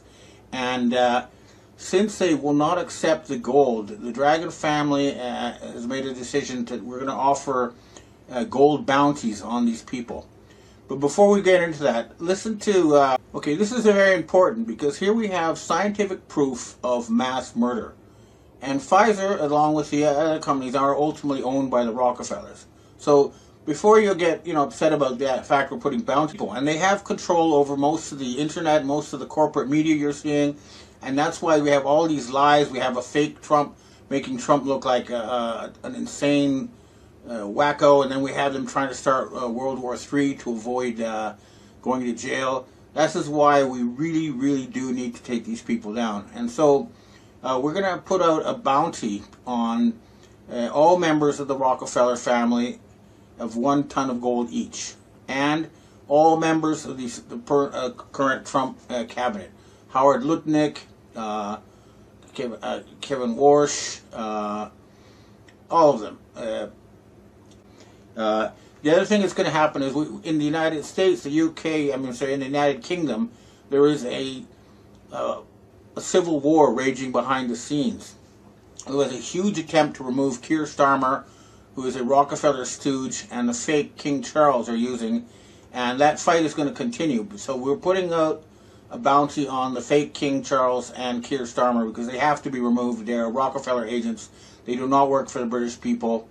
And, these people have been doing horrible things for a long time. In Canada, they set up this whole fake, genocide of First Nations PSYOPs campaign to try to destroy Canada's image. It was financed by the Rockefeller brothers, who are also trying to prevent Canada from exporting oil to Asia by hiring fake First Nations activists. And I'm telling you right now, they're all going to be arrested as working for the Rockefellers. We're going to wipe out their network in Canada. It's already happening. Canada is free from these people now, and they're going to help the American people restore democracy. Okay? What we're saying is we don't want these hidden oligarchs using actors pretending and screenwriters to control what the American people do in the future. We want the American people to actually elect their own leaders and not just,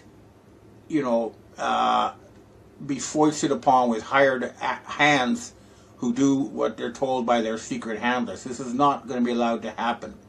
I know now there's also an attempt to make it look like it's the Italian black nobility who are really behind the scenes, people like the Orsinis and stuff.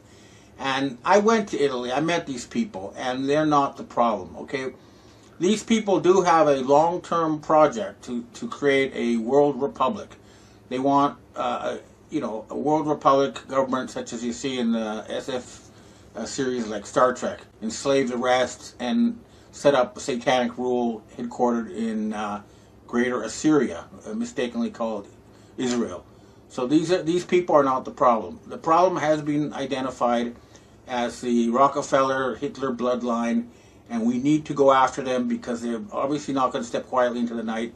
And it's been scientifically proven. I'm amazed that the U.S. military and the police have not come in and arrested these people yet, because they really do need to be arrested. In any case, there is an international boycott of the Rockefeller interests, and that is why the American people are suffering, because the Rockefellers are trying to squeeze money out of them in order to survive.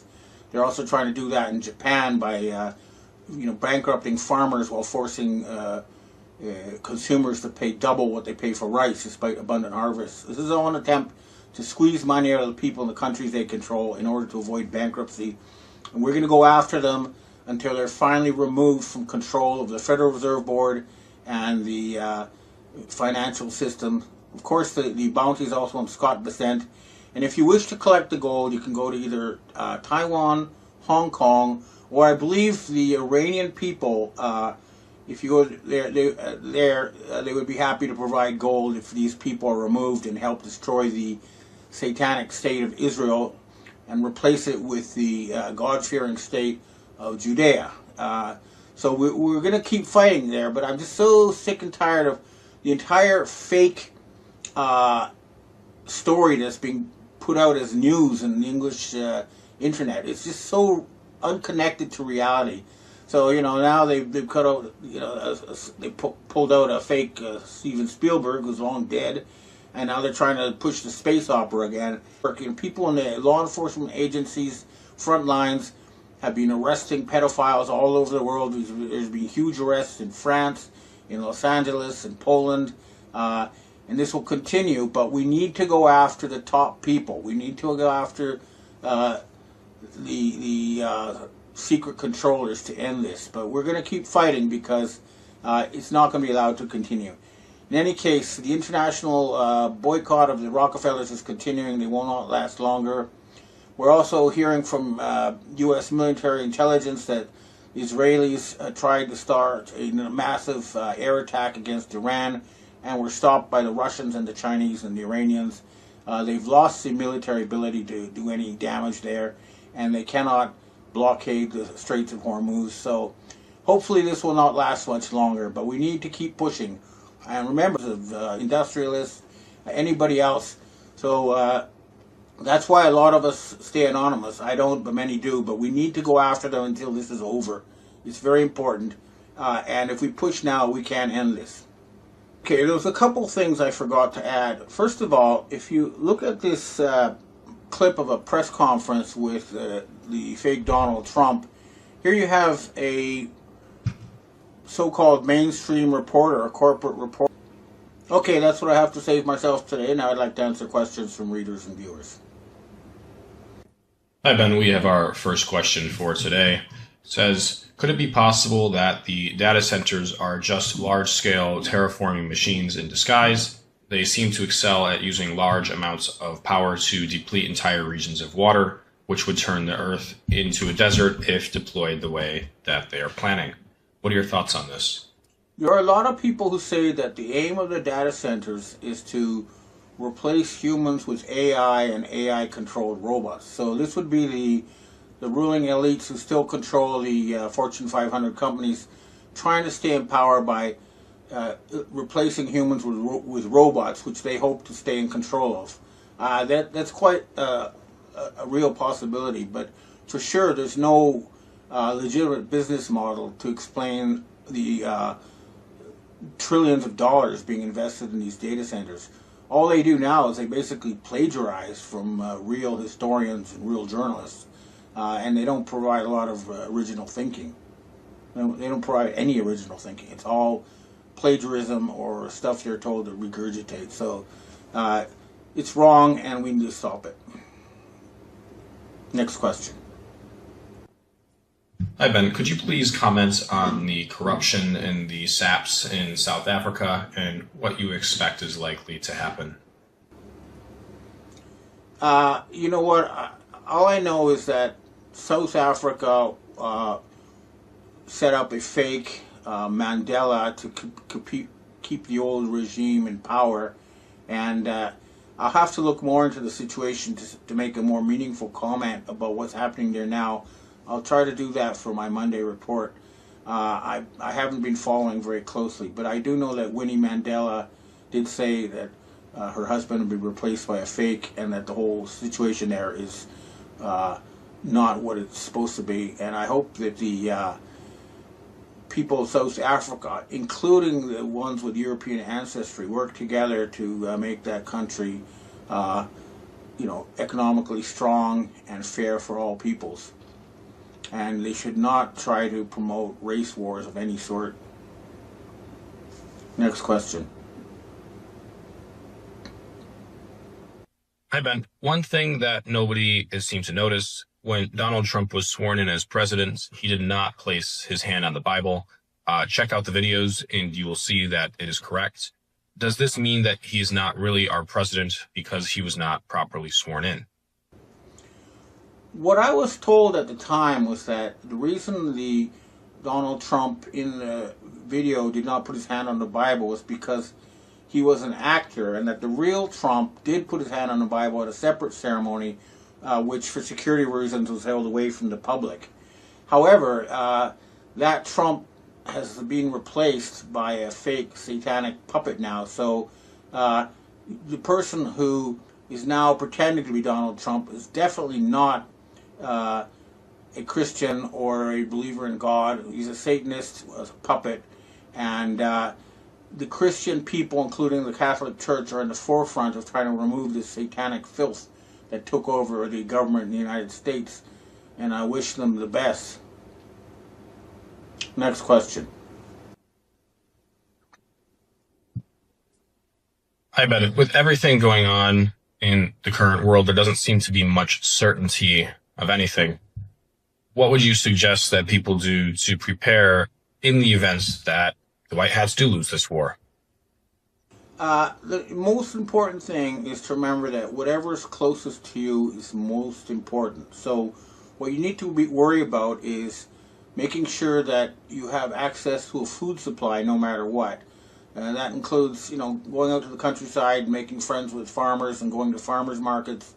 And worry about things like your friends, your pets, your own personal work, and try to ignore the hysteria on our screens, because what's happening is the controllers of the sort of great public story have lost the plot. And so my advice is, if you think the White Hats are losing, is to turn off your screens and focus on the real world, because they'll never get control of the real world.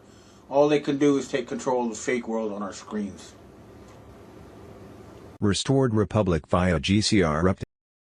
Judy note, welcome to the end of the deep state. Trump's global military alliance was reported making real-time mass arrests, including 150 bankers who were holding up the global currency reset. The threat of a nuclear World War III was suspected to be a false flag. Container children were said to be safe. White Hats were in charge. Trust the plan. On Wednesday, June 3, 2026, famous Hollywood star Justin Bieber revealed that in 2009 Diddy pimped him to pedophile Barack Obama. Obama's sordid past is finally catching up with him. Justin Bieber just accused former President Barack Obama of a crime so vile, so heinous, that people are losing their minds as we speak. Bieber says he lost his virginity, against his will, to the most powerful man on earth, the final red pill on Telegram. On Wednesday, 3rd of June, Gitmo Now Telegram site reported that Bush Jr. was executed for 9/11 and that Obama, Clinton and Biden had been at Gitmo. George W. Bush Jr. has been executed after turning state's evidence on the deep state and his own father, George H.W. Bush. The trigger was 9/11. Bush Jr. reportedly confessed before a military tribunal at Gitmo, implicating his father, the Clintons, Obama and Biden in a web of treason. All five, Obama, Hillary, Bill, Biden and Bush Jr., received sealed indictments during Bush Sr.'s funeral. The envelopes. You remember. They knew it was coming. They were already on the Gitmo list. They are not walking free. They've been at Camp 7, the elite high-value prison built with $69 million of your taxpayer dollars, designed for exactly this moment. 15 targets. 15 cells. The elites who thought they were untouchable are now prisoners of war. Wednesday, June 3, 2026. Eyes on Gitmo wartime analysis. Breaking, Gitmo expansion 2026. Trump tribunals launched under Executive Order 14,189, the $500 million expansion, the 47 flights. Military pre-trials for 9/11 crimes have begun. Black sites. No press. No cameras. No mercy. This isn't politics. This is war. Everything they feared is now unfolding. The black helicopters aren't a theory. They're coming in loaded. Gitmo is active. The cages are full. And justice is now a live round in the chamber. Pain is no longer coming. Pain is now. The hunters have become the hunted. On Wednesday, June 3, 2026, Steve Bannon reported on Telegram that the original fake Rothschild Vladimir Putin was taken out and replaced. The one you see now is a white hat, brother to Melania Trump and head of the Russian military, while he and Melania were Romanovs. Romanova equals New Rome, Melania is Queen of Russia. Putin is holding Melania's rightful position until this movie ends. Curtain call. On Wednesday, June 3, 2026, John F. Kennedy Jr. reported on Telegram that Trump's former press secretary and Fox reporter Kayleigh McEnany's grandmother is Jacqueline Bouvier Kennedy, grandfather is President John F. Kennedy, mother is Second Lady of America's Restored Republic, Carolyn Bessette Kennedy, and father is me, Vice President of America's Restored Republic John F. Kennedy Jr. Janine Larrick has recently been arrested and is currently in Guernsey County Jail. The intention of Ohio authorities appeared to be to prevent Janine from testifying against Ohio Child Protective Service authorities, Guernsey County sheriffs, court authorities and Journey Home NIAP foster care, all believed involved in human trafficking. 107 said a while back, "Please help save Caitlin, Janine and Ohio foster children. Burn this satanic web down. Caitlin Hunter and Janine Larick were in grave danger from Ohio's corrupt CPS, Sheriff Department and courts. The two hold damning proof. Their evidence could lock up Guernsey County, Ohio demons for crimes against humanity and deprivation of rights. The alliance needs your rage to trigger mass arrests. All arrests. I have proof of RICO conspiracy and crimes against us. The warrant was issued the day I buried my mother, who was medically murdered. She was denied her baseline's annex to breath several days twice in a 2-week period, causing her to AFib and die.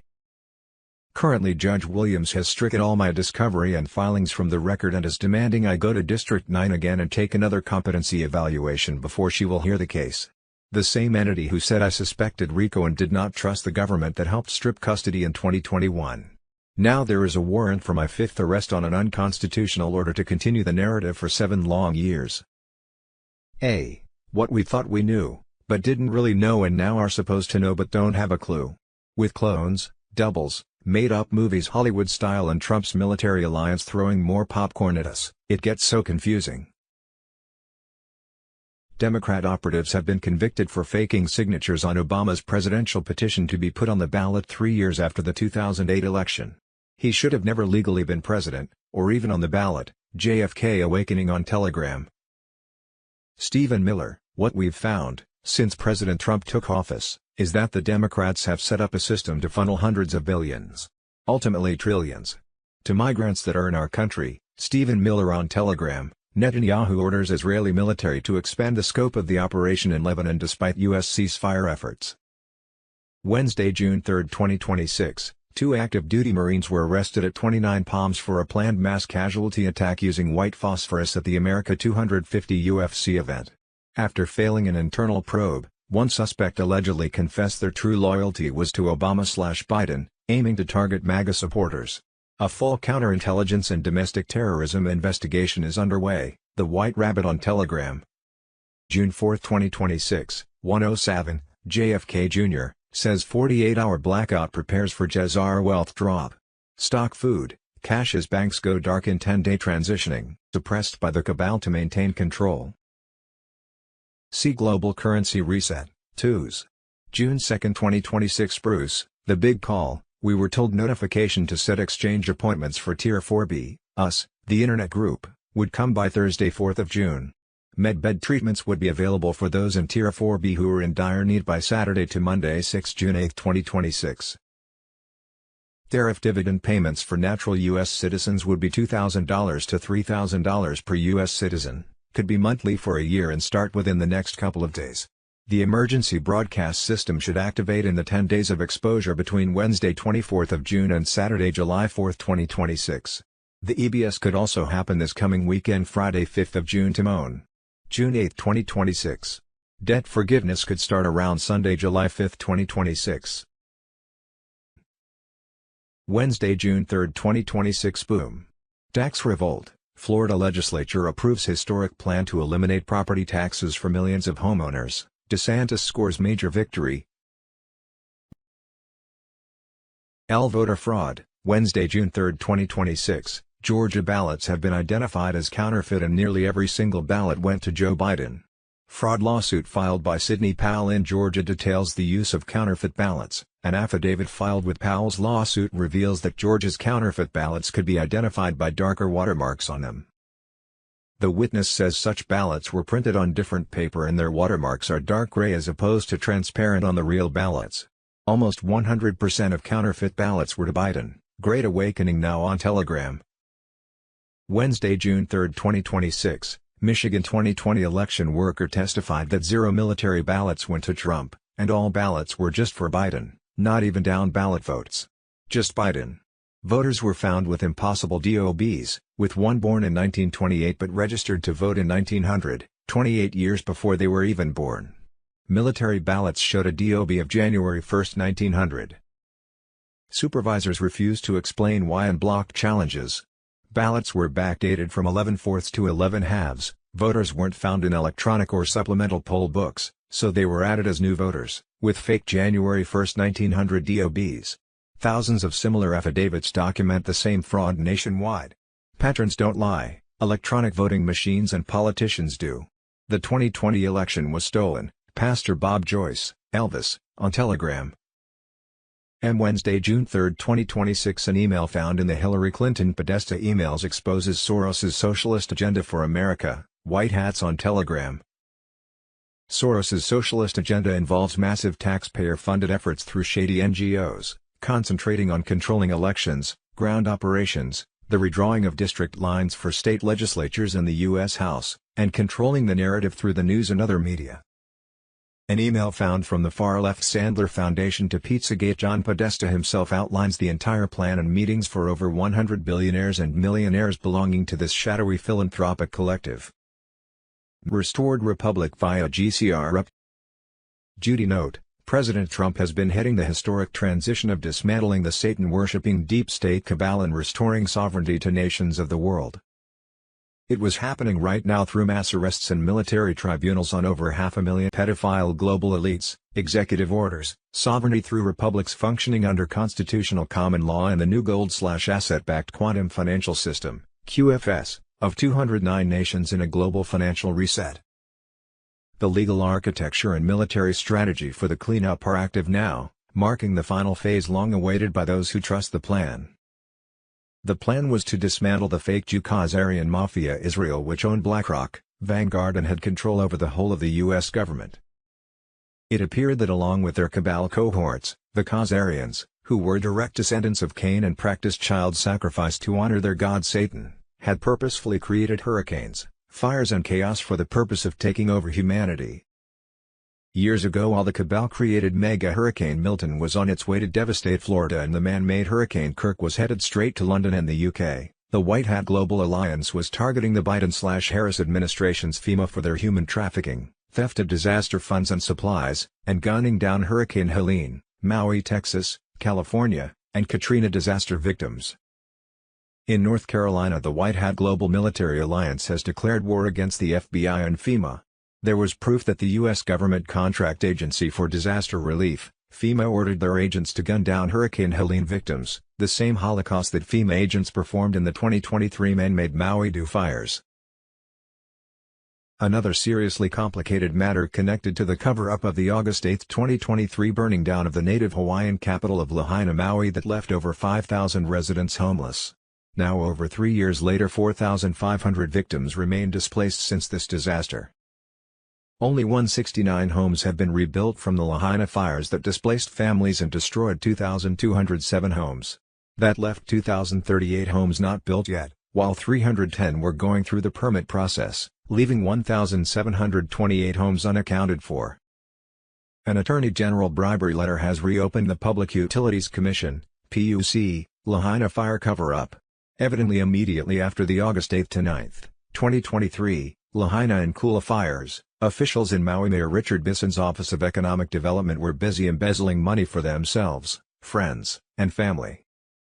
It not only involved stealing of money after the fires, but victims only getting 28% of money intended for their recovery in a settlement, shysters grabbing 25%, feds getting 37% and the rest going to who knows where.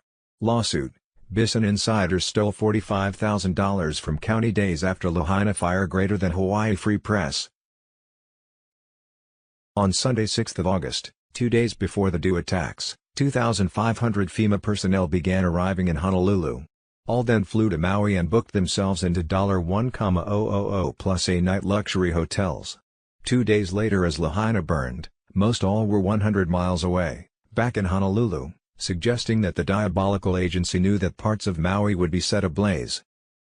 In that same 2 days prior to the fires, Herman Andaya, Maui's top emergency management official, and Eric Leckie, FEMA Mission Support Associate Administrator, met in Lahaina, according to videos in possession of the White Hat Military Alliance. The footage also showed Andaya giving Leckie a tour of Lahaina and advising him where to set up barricades to keep citizens trapped in what would become a disaster zone. By the time the Wednesday 8th of August, Dew attacks were burning Lahaina without the benefit of access to water, it was deliberately turned off, and without use of Maui's extensive 80 siren alarm system going off, that Andaya was in charge of. Andaya and Leckie were celebrating 100 miles away in Honolulu at the expensive Blue Ocean Seafood and Steakhouse. On Wednesday 16th of August, a week or so after the Maui disaster, the Global Military Alliance finally sent in U.S. Marines. Word had come that Maui police and a National Guard infested with CIA agents were supporting FEMA workers' blockages, both by land and by sea, of food, water and needed supplies from reaching Lahaina. Refusing to hand out food and water to desperate survivors, had closed down a desperately needed food station. 2 days before the fires began, the three had secured a media blackout in a 12-mile range surrounding Lahaina with no cell phone or internet coverage, plus the Maui police were refusing to account for what the Marines found were bloated, bullet-riddled bodies that floated face down in the ocean and Hawaii National Guardsmen rummaging through pockets of dead islanders and tourists. FEMA and the Red Cross were not only refusing to give out food and needed essentials, but were forbidding citizens access to nearby food, water and shelter. On Front Street in Lahaina, a uniformed police officer shot a pedestrian in the back for unknown reasons. The cop then spotted a bystander filming the incident on a cell phone, and shot him, too. He was the fifth Deep State cop who Marines killed since arriving in Maui late Wednesday afternoon. 22nd of August, the U.S. Marines under General Smith's command had arrested Ndaya on treason charges, days after he resigned amid public criticism for not sounding the alarm. Ndaya was apprehended at Dillinger Airfield on the northwest tip of Oahu while awaiting arrival of a Cessna 310 to ferry him to Kauai for unknown reasons. Lecky was apprehended that same Tuesday night outside the Grand Wailea Astoria Hotel, where he and 67 subordinates were enjoying a taxpayer negation-funded vacation in those $1,000+ night hotel suites and boozing it up at expensive bars far from the charred remnants of Lahaina. Marines arrest 67 Maui perpetrators. As word spread that Lecky was arrested, many quickly disguised themselves as beach-going tourists and tried to flee the hotel. Though, the Marines were able to identify and catch 65 federal goons. FEMA had 2,500 employees in Maui. Some were killed in action as enemy combatants, a bunch escaped on airplanes back to the continental U.S., while others were still being hunted in Hawaii. That was another battle yet to come. Armed forces loyal to the criminal Biden regime had arrived in Maui to support FEMA and fight the Marines. Why? For years Gates, Winfrey, Zuckerberg, the UN, Bilderbergers and hundreds of world billionaires, including those involved in the cabals BlackRock and Vanguard, have tried to buy huge portions of Lahaina, but were denied by Lahaina citizens who remained true to their land and heritage. The lawsuit was filed in the San Diego Superior Court by El Cajon Mayor Bill Wells with support from the America First Policy Institute. Democrats are the worst enemy America has. Every time you think they can't get any worse, they do. My question is, why are they even still allowed to be a political party? Every single aspect about Democrats is anti-American and representing illegal invaders over American citizens. Abolish the Democrat Party. Final phase alert on Telegram. What we think we know as of Wednesday, June 3, 2026, Tuesday, June 2, 2026. Declassified, the JFC and NUMEC scandal. In the 1960s, over 600 pounds of weapons-grade uranium vanished from the NUMEC plant in Pennsylvania. CIA suspected a covert Mossad operation funneling American material to Israel's secret Dimona nuclear program. JFK found out, confronted Israel, and demanded inspections. Shortly after, he was assassinated. Under LBJ, the pressure vanished and the story was buried. Did stolen U.S. uranium build a secret arsenal, and was JFK silenced to protect it? Project Odin martial law on Telegram. Tuesday, June 2, 2026. Roger Stone just said there's enough evidence today to send Joe Biden to prison tomorrow. Tens of millions of dollars of bribes. From Ukraine, bribes from Russia, bribes from Romania, bribes from China. Robert F. Kennedy Jr. on Telegram. Tuesday, June 2, 2026. What if the uranium Hillary Clinton sold to Russia, while she was Secretary of State, somehow ended up in Iran's nuclear stockpile? Right after Obama shipped them planeloads of cash. The enriched uranium Iran just surrendered to Trump. If forensic tests match it to the uranium-1 batch, game over. Hillary. Obama. Jail. Treason. History books. No more hiding behind controversy-free fairy tales. Dark to light now on Telegram. Tuesday, June 2, 2026. Cops swarm a man's yard for protesting data centers. This is America Now. Video shows Dixon, Illinois police confronting Harley Dellender in his own yard over Facebook posts organizing against massive data centers. They hit him with felony intimidation, stalking, and cyberstalking charges for speaking out and posting a public official's address. Data centers suck billions of gallons of water and spike electricity bills for everyone while big tech gets richer. Locals are fighting back. And now they're sending cops. This isn't about threats. It's about silencing opposition. If protesting corporate overreach in your backyard gets you felony charges, what's left of the First Amendment? Would you get arrested for posting about something destroying your town's water and power? Why protect data centers over American families? Gitmo TV on Telegram. It's genetically engineered to stay full length, making it longer lasting, harder to break down, and more toxic. This partly explains the collapse of common sense, deterioration of cognitive function, and personality distortion seen since 2021. Edward Snowden on Telegram. Tuesday, June 2, 2026. Ray Epps was the only person on January 6 who openly, on multiple occasions, directed people to overthrow the United States government by urging them to storm the Capitol, captured on video, no less, before it even happened.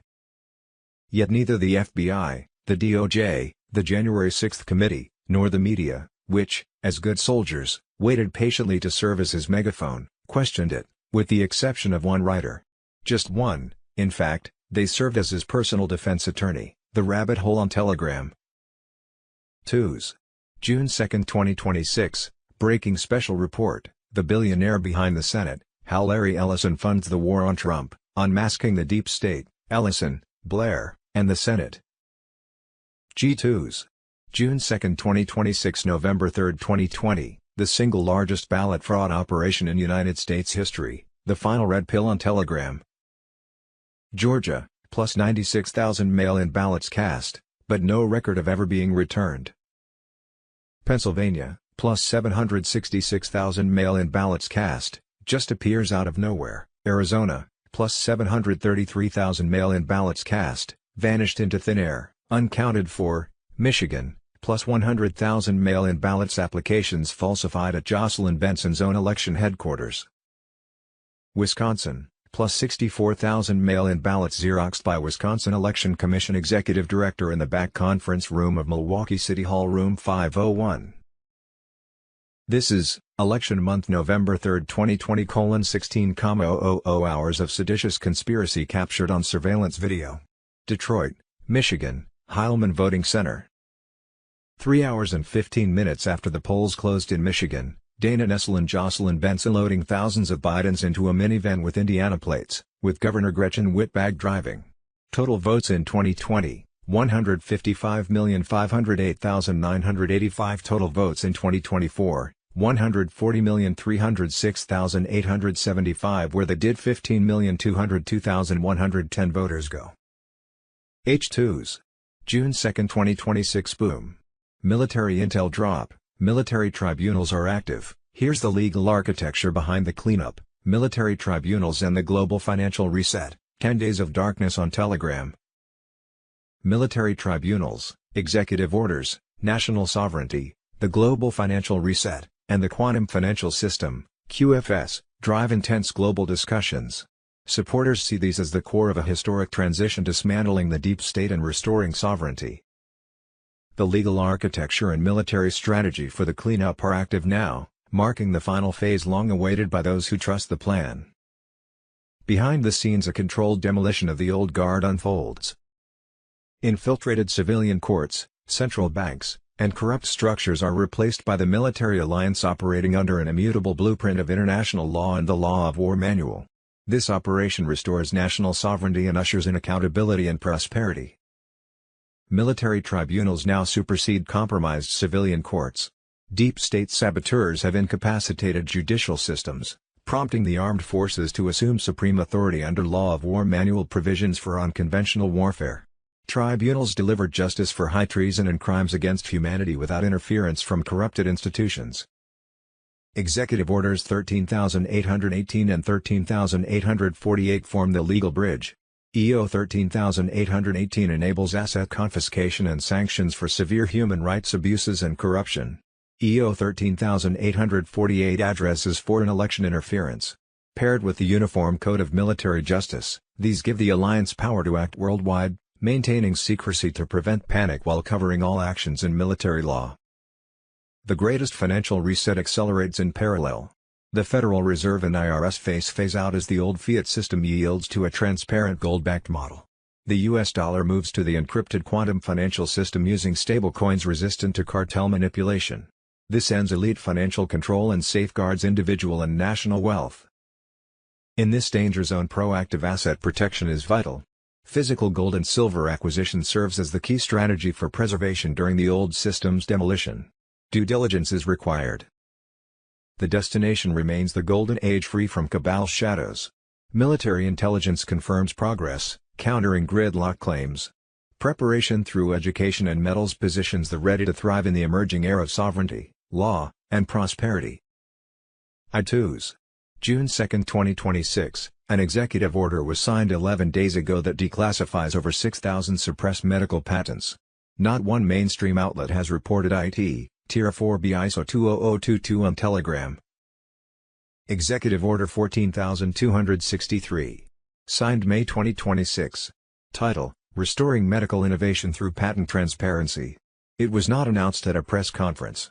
It was not on the evening news. It was uploaded to the Federal Register at 11:47 p.m. on a Friday night. The order directs the U.S. Patent and Trademark Office to release all patents currently held under secrecy orders related to human health, bioelectric medicine, and frequency-based therapeutic devices. There are 6,321 of them. Since 1951, the Invention Secrecy Act has allowed the U.S. government to classify any patent that is deemed a threat to national security. The inventor is issued a secrecy order. They cannot manufacture the device. They cannot publish the research. They cannot tell anyone it exists. If they violate the order, they face 2 years in federal prison. Right now, President Trump headed a historic dismantling of the Satan-worshipping deep state cabal and was restoring sovereignty to nations of the world. Trust the plan. We have so much to be thankful for. Mass arrests and military tribunals on over 500,000 Satan-worshipping executive orders and restoring sovereignty to republics worldwide, functioning under constitutional common law and the gold asset-backed quantum financial system global currency reset of 209 nations. Years ago, while the cabal created mega hurricane Milton was on its way to devastate Florida, and the man-made Hurricane Kirk was headed straight to London and the UK, the White Hat Global Alliance was targeting the Biden-Harris administration's FEMA for their human trafficking, theft of disaster funds and supplies, and gunning down Hurricane Helene, Maui, Texas, California, and Katrina disaster victims. In North Carolina, the White Hat Global Military Alliance has declared war against the FBI and FEMA. And there was proof that the U.S. government contract agency for disaster relief, FEMA, ordered their agents to gun down Hurricane Helene victims, the same Holocaust that FEMA agents performed in the 2023 man-made Maui Dew fires. FEMA was also being charged with human trafficking, theft of disaster funds, and supplies.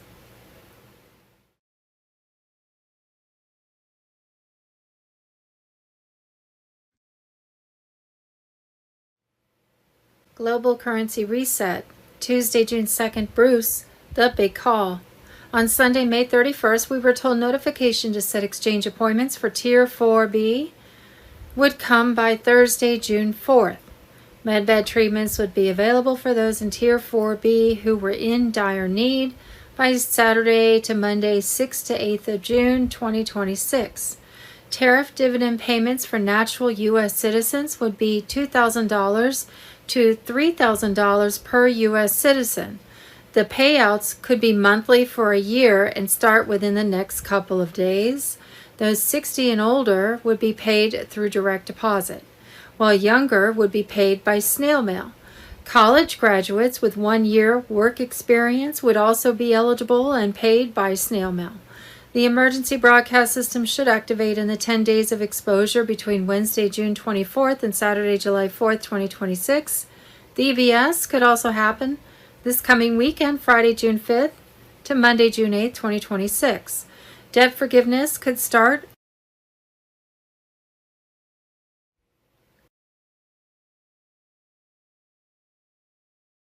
everything that we talked about 4, 5, 6, 7 years ago is coming to fruition, and it's in plain sight. So it can no longer be ignored, and we can no longer be called conspiracy theorists because it's come true. But I'm sure we will find some more conspiracy theories to keep the third dimensional observers happy. However, I said 6, 7 years ago that Israel would be last. And Israel is being last, and it will be taken out by Iran. That's happening in plain sight, even though mainstream media is desperate to stop that information coming out. Because mainstream media, of course, is controlled by Israel. But we're now seeing them in complete and utter panic mode, to such an extent that Israel has turned its attention away from Iran and said, we'll take on Turkey. Good luck with that one. I'm married to one. 95% perfect, 5% terrorist. You're up against a bit of war there, I can assure you, speaking from personal experience. Turkey's turned around and said, yeah, come on then. If you want to take us on, we'll make you a part of the Greater Turkey plan. Instead of your Greater Israel plan, we'll make you part of the Greater Turkey plan. And I believe them. I know the mentality of the Turks. These are very, very strong-minded people. They've been sat back watching what was going on with Iran. And it's very interesting that in these times, Israel's in panic like you've never seen before. And they're going, but they've got nuclear weapons. No, they haven't. It's the same playbook that you used with Iran, Iraq, all of these countries. This is your agenda.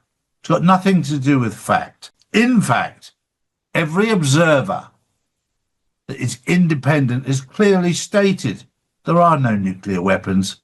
Iran's never had nuclear weapons, while Israel has had nuclear weapons. Iran has not, because there's a fatwa in place to prevent that ever happening.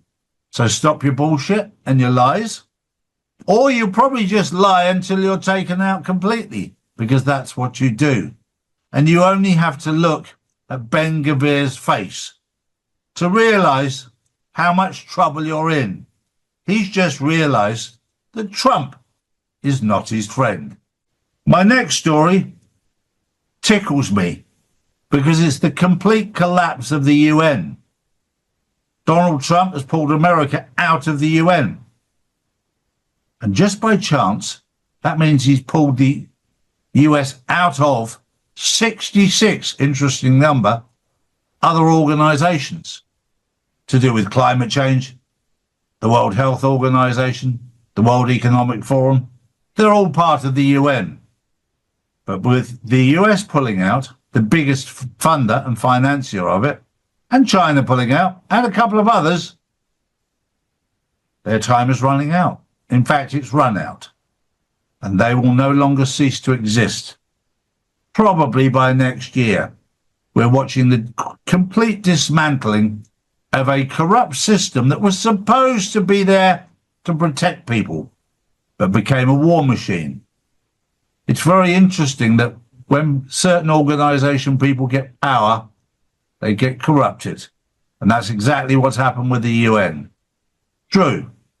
Next up, New York. Critics of Mayor Zoran Mamdani's economic policies are pointing to reports claiming that 892 companies have left the state, taking an estimated $47 billion in income with them. Supporters argue the trend began long before Mamdani took office, while opponents say it highlights growing concern over taxes, regulation, and the cost of doing business. The debate over New York's economic future is only intensifying.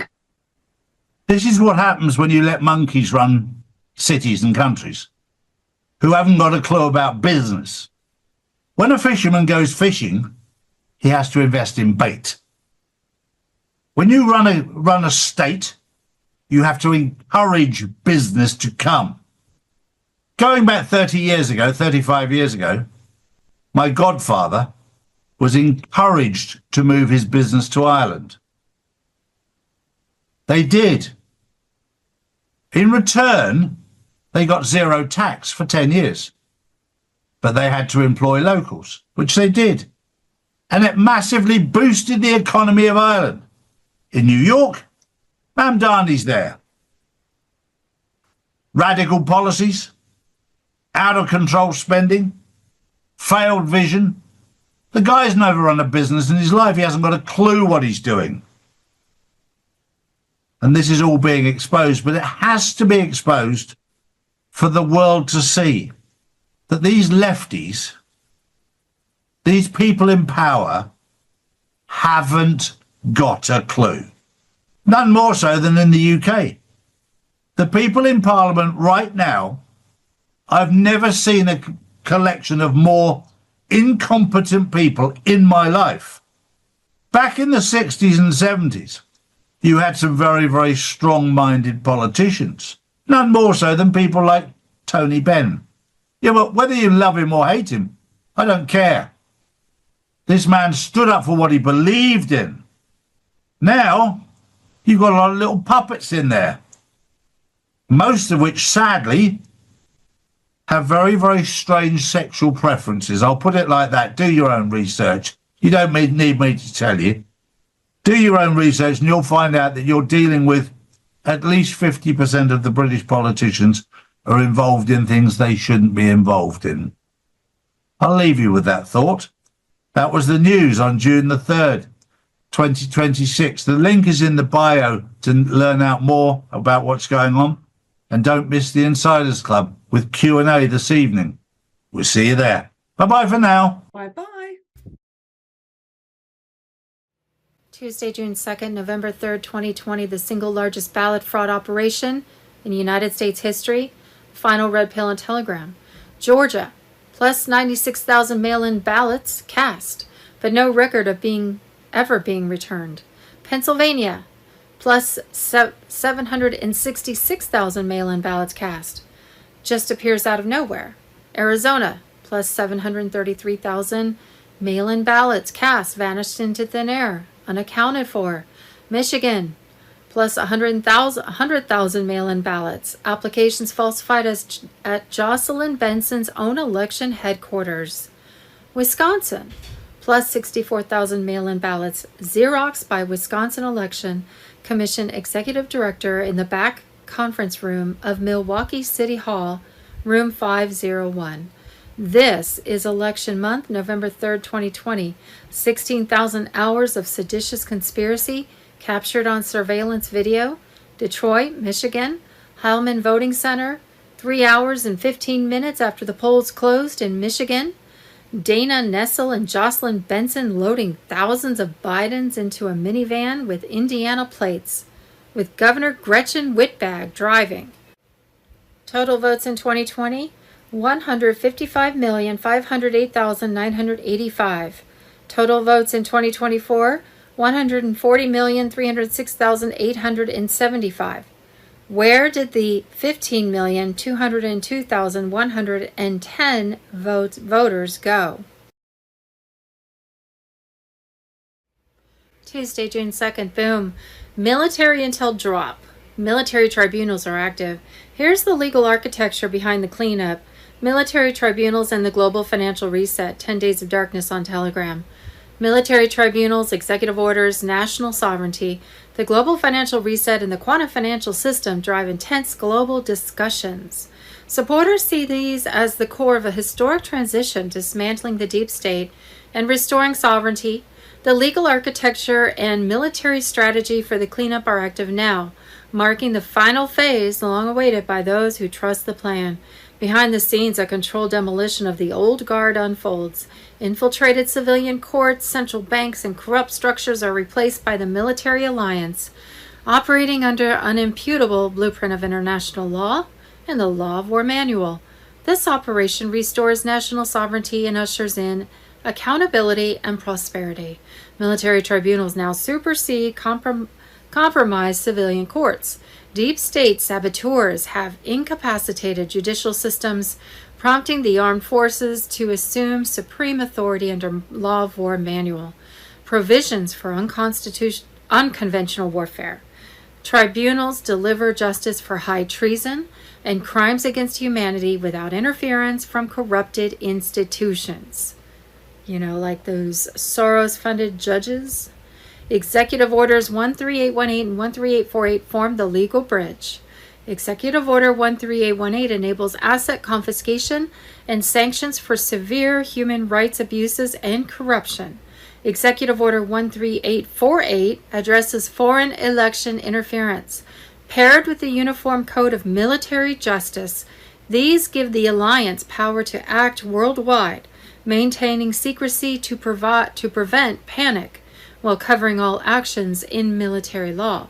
The greatest financial reset accelerates in parallel. The Federal Reserve and IRS phase out as the old fiat system yields to a transparent gold-backed model. The U.S. dollar moves to the encrypted quantum financial system using stable coins resistant to cartel manipulation. This ends elite financial control and safeguards individual and national wealth. In this danger zone, proactive asset protection is vital. Physical gold and silver acquisition serves as the key strategy for preservation during the old system's demolition. Due diligence is required. The destination remains the golden age, free from cabal's shadows.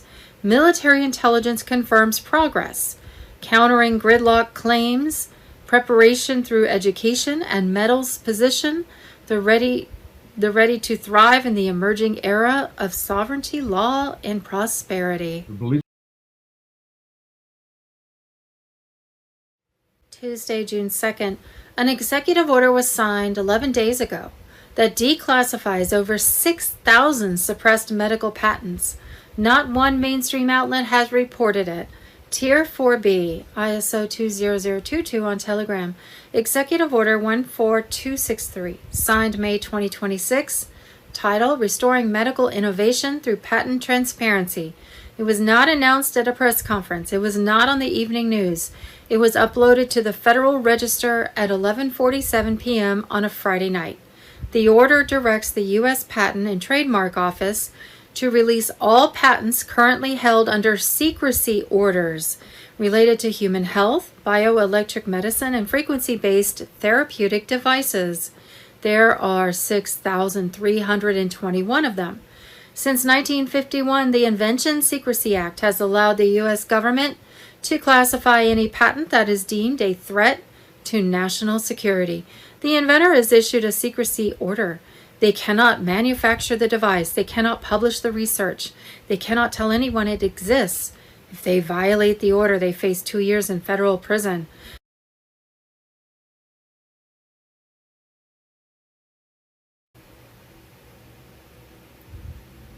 President Trump has deployed U.S. military and 300,000 global military alliance troops for mass arrests of treasonous global elites. Expect worldwide emergency alerts, blackouts, and 10 days of communication darkness. Be prepared. Nasara Jasara freedom from debt laws activated. U.S. Supreme Court has ruled income tax illegal to be replaced with 14% sales tax. Judy note, the Supreme Court has abolished income tax.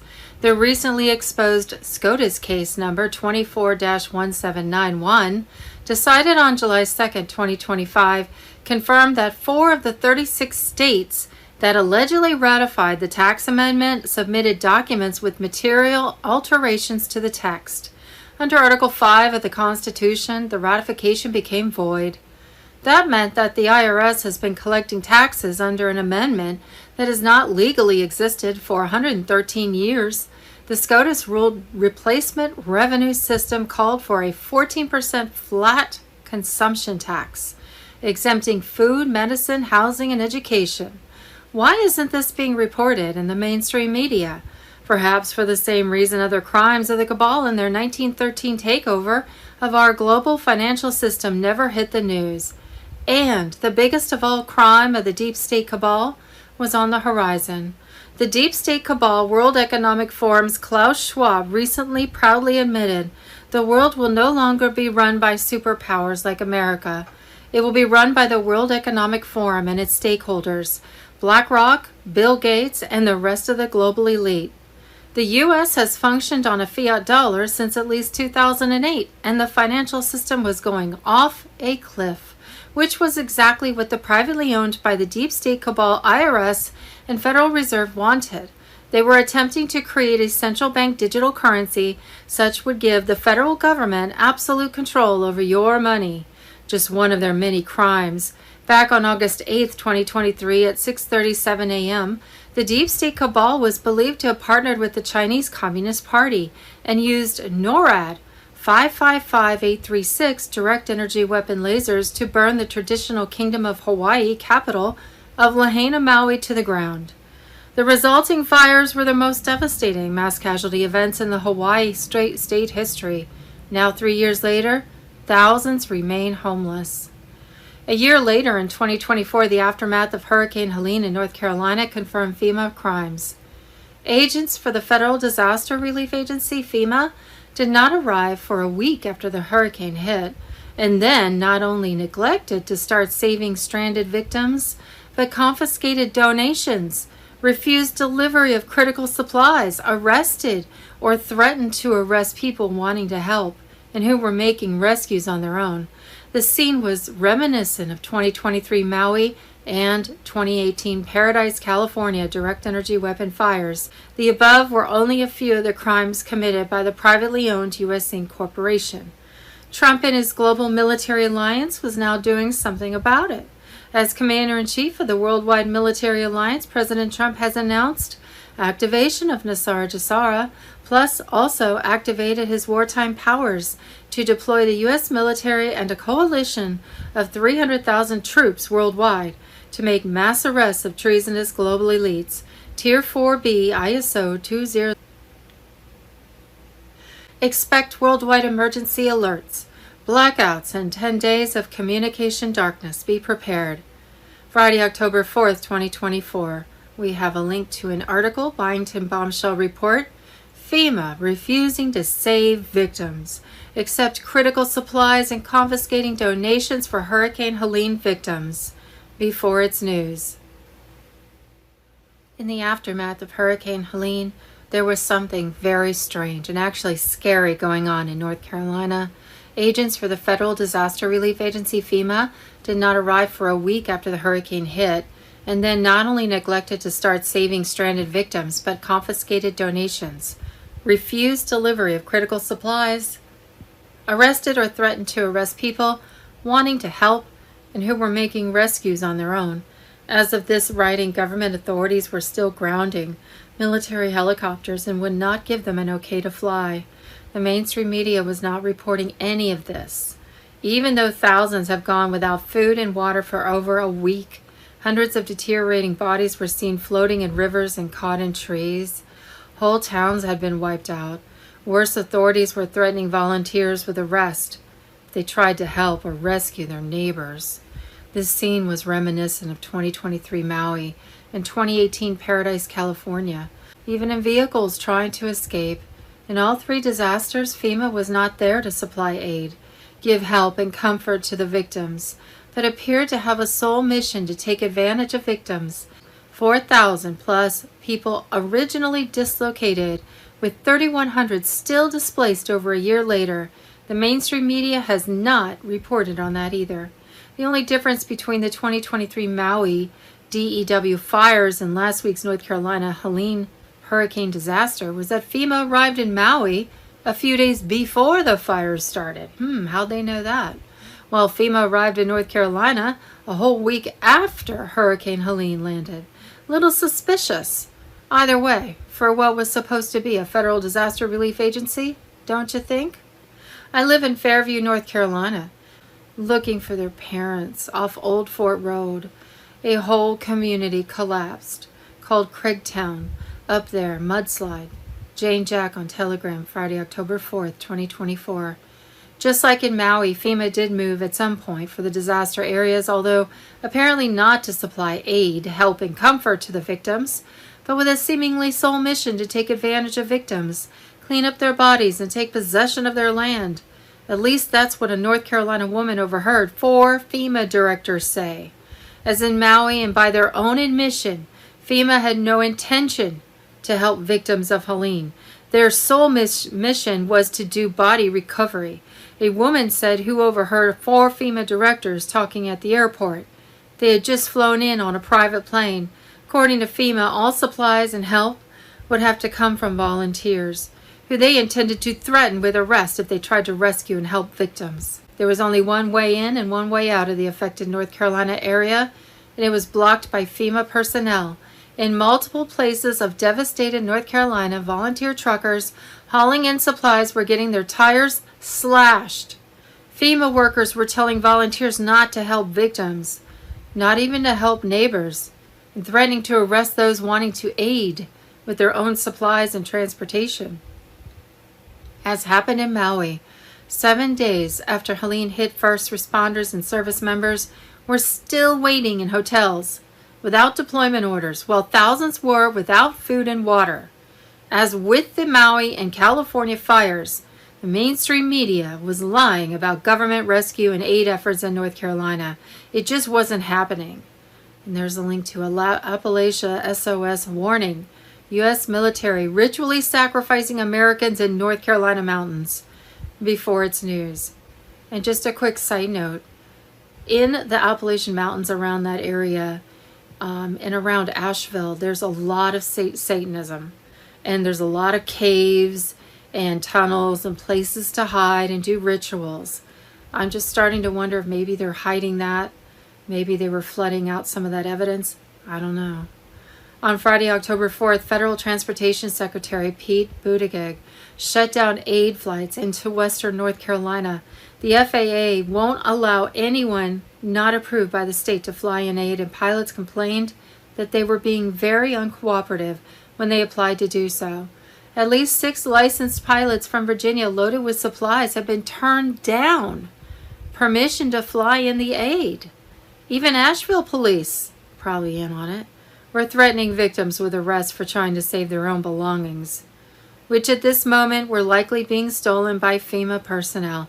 After all, that's what FEMA personnel are trained to do, as they did in Maui Paradise during Hurricane Katrina and other disasters where they have been called in to help. The Biden-Harris administration reportedly arrested a man for flying a helicopter loaded with supplies for the victims of Hurricane Helene. Elon Musk said that SpaceX engineers were trying to deliver Starlink terminals and supplies to devastated areas in North Carolina right now, and FEMA was not only failing to help, but wouldn't let others help. On Friday, October 4th, Glenn Beck went to North Carolina, talked to a lone FEMA crew there, and confirmed the same. On orders from above, they were doing absolutely nothing to help victims. This is unconscionable.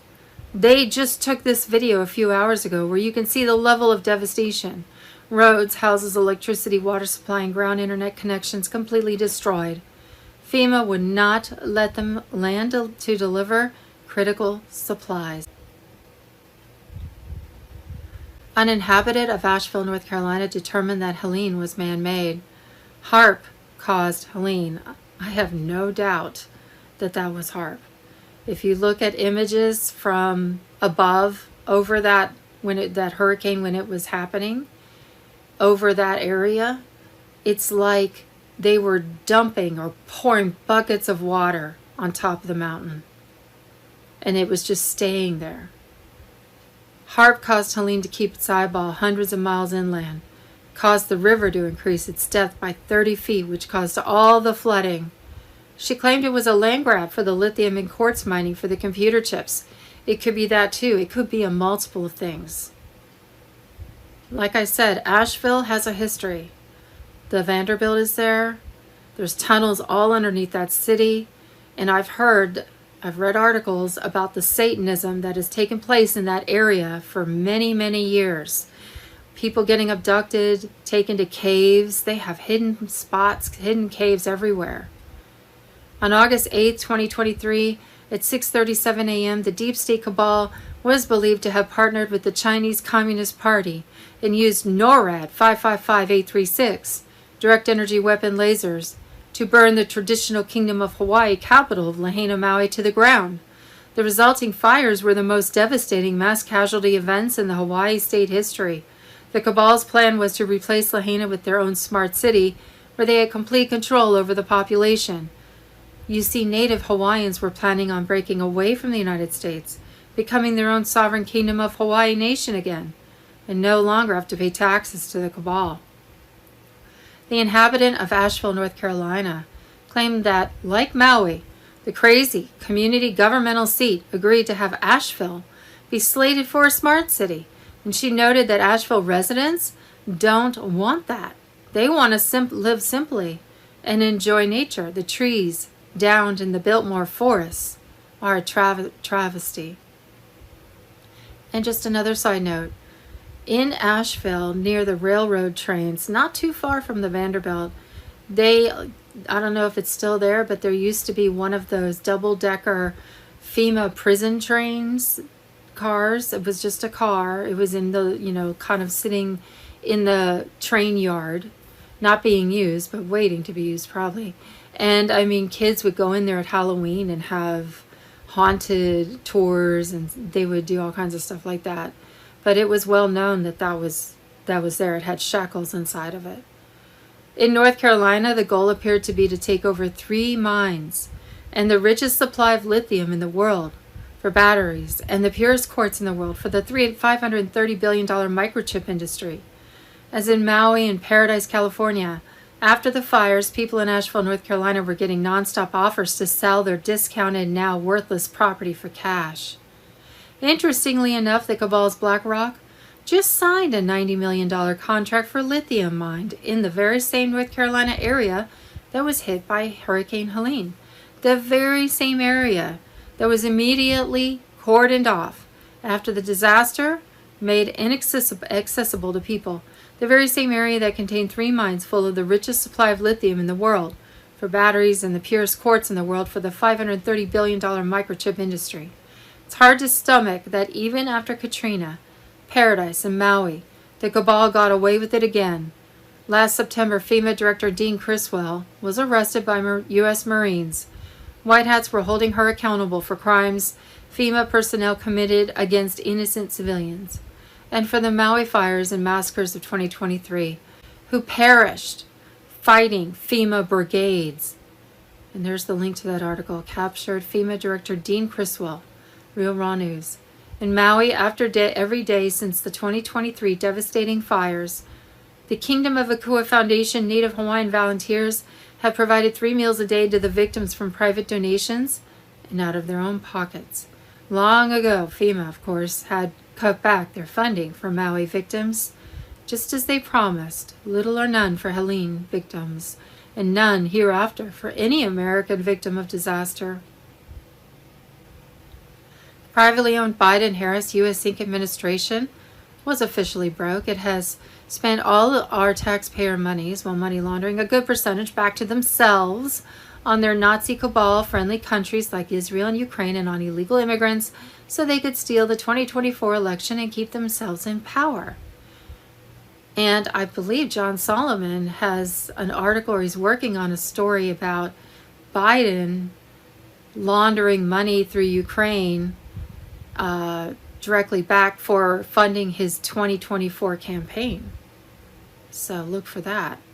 Like one North Carolina woman said, FEMA and the government, new bombshell allegations from FEMA whistleblowers have confirmed why the federal government's response to Hurricane Helene has been so horrendous.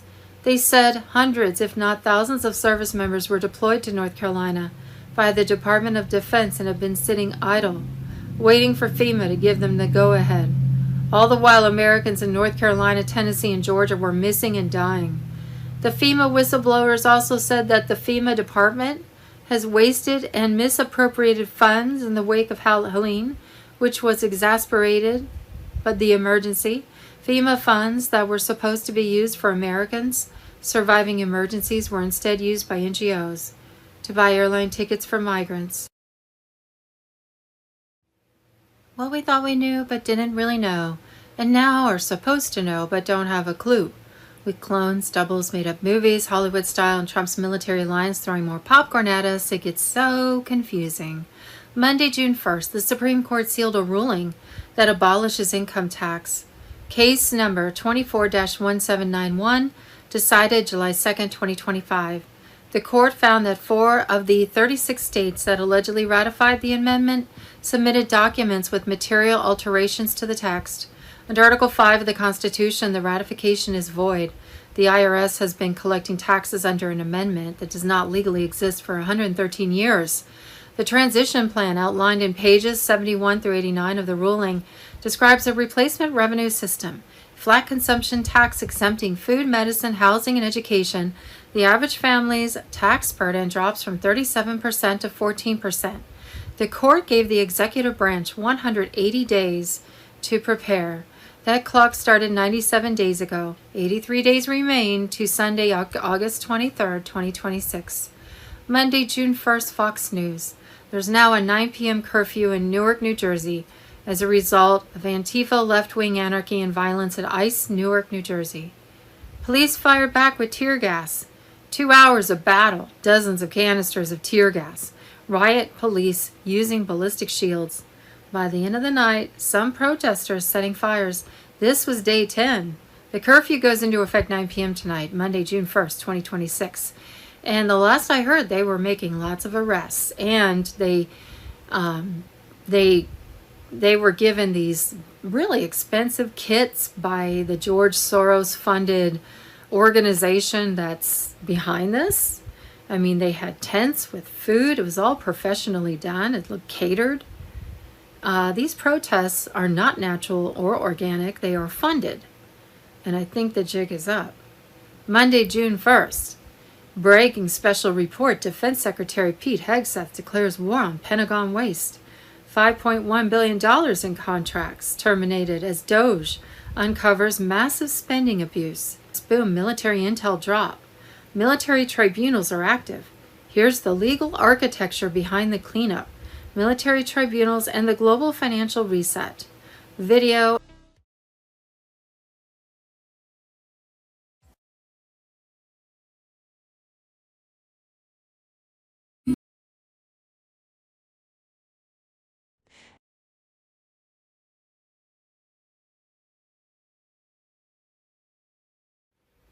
What we think we know as of Tuesday, June 2nd, 2026. Monday, June 1st, 2026, USPS truckload filled with hundreds of thousands of completed ballots shipped from Bethpage, New York to Lancaster, PA to steal the 2020 election. Our own postal system is corrupt and complicit in election fraud. When does it end and when does accountability begin? The Schiff on Telegram. Monday, June 1st, mind control data centers. We the People News, Patriot Highlights. Bozy, Gene Decode, JMC, Jaco, and Nino. Monday, June 1st, 51 damning emails were obtained by John Solomon through the Freedom of Information Act, FOIA, sent by CIA Director Mike Morrell to 51 intelligence officials asking for assistance in toppling the United States government. In a stunning exchange, CIA Director Mike Morrell turns to former CIA Director John Brennan and asks whether he would join in toppling the United States government during the November 3rd, 2020 election. Brennan not only agrees, but also expresses his gratitude. Final phase alert on Telegram. Monday, June 1st, throws the Democrats into rage mode after confirming that 22 fountains, 48 monuments, and statues are being 100% restored in D.C. Yes, I've shown you some pictures of those. D.C. is getting to look like what Europe used to look like, you know, the beautiful fountains and everything. President Trump and Burgum are crushing it. Columbus Circle is one of the 22 fountains that are being restored. Over 48 monuments and statues being restored, regilded. All the parks, Triangle Circle parks around the city, belong to the National Park Service. This city is going to look better than it ever has as we head into the celebration of the USA and the freedom to... Good morning. It's Tuesday. It's the 2nd of June 2026. And as I told you before, What they found in Iran, the nuclear enrichment.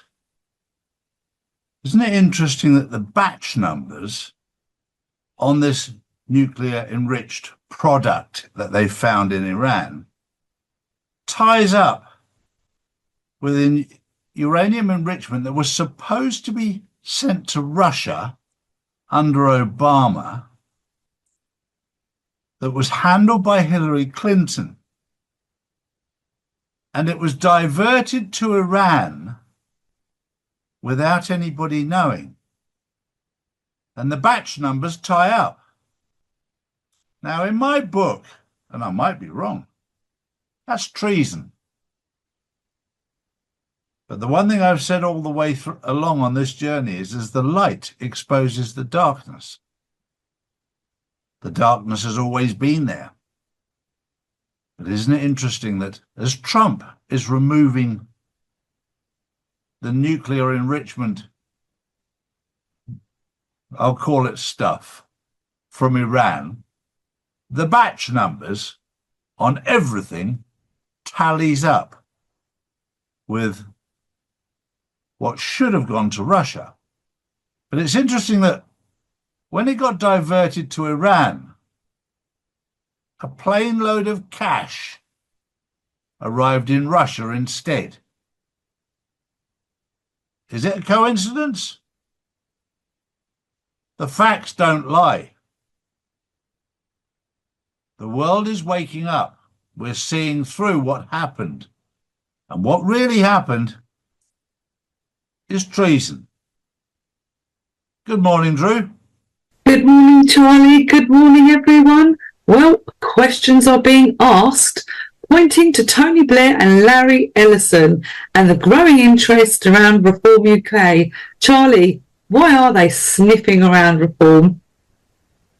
Well, both Tony Blair and Larry Ellison are warmongers. They depend on war. They make fortunes out of war. They don't make a penny out of peace. And I mentioned this the other day, and it was very interesting because when I mentioned it, I had a number of members of Parliament from the UK contact me. Because Tony Blair is trying to wheedle his way into reform so that he can have some power. Because what he wants to do is continue the war. He's one of the warmongers. So is Larry Ellison. But this is all being exposed.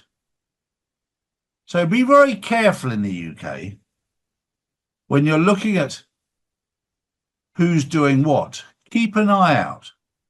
Because the one thing the darkness doesn't like is the light shining in their dark places.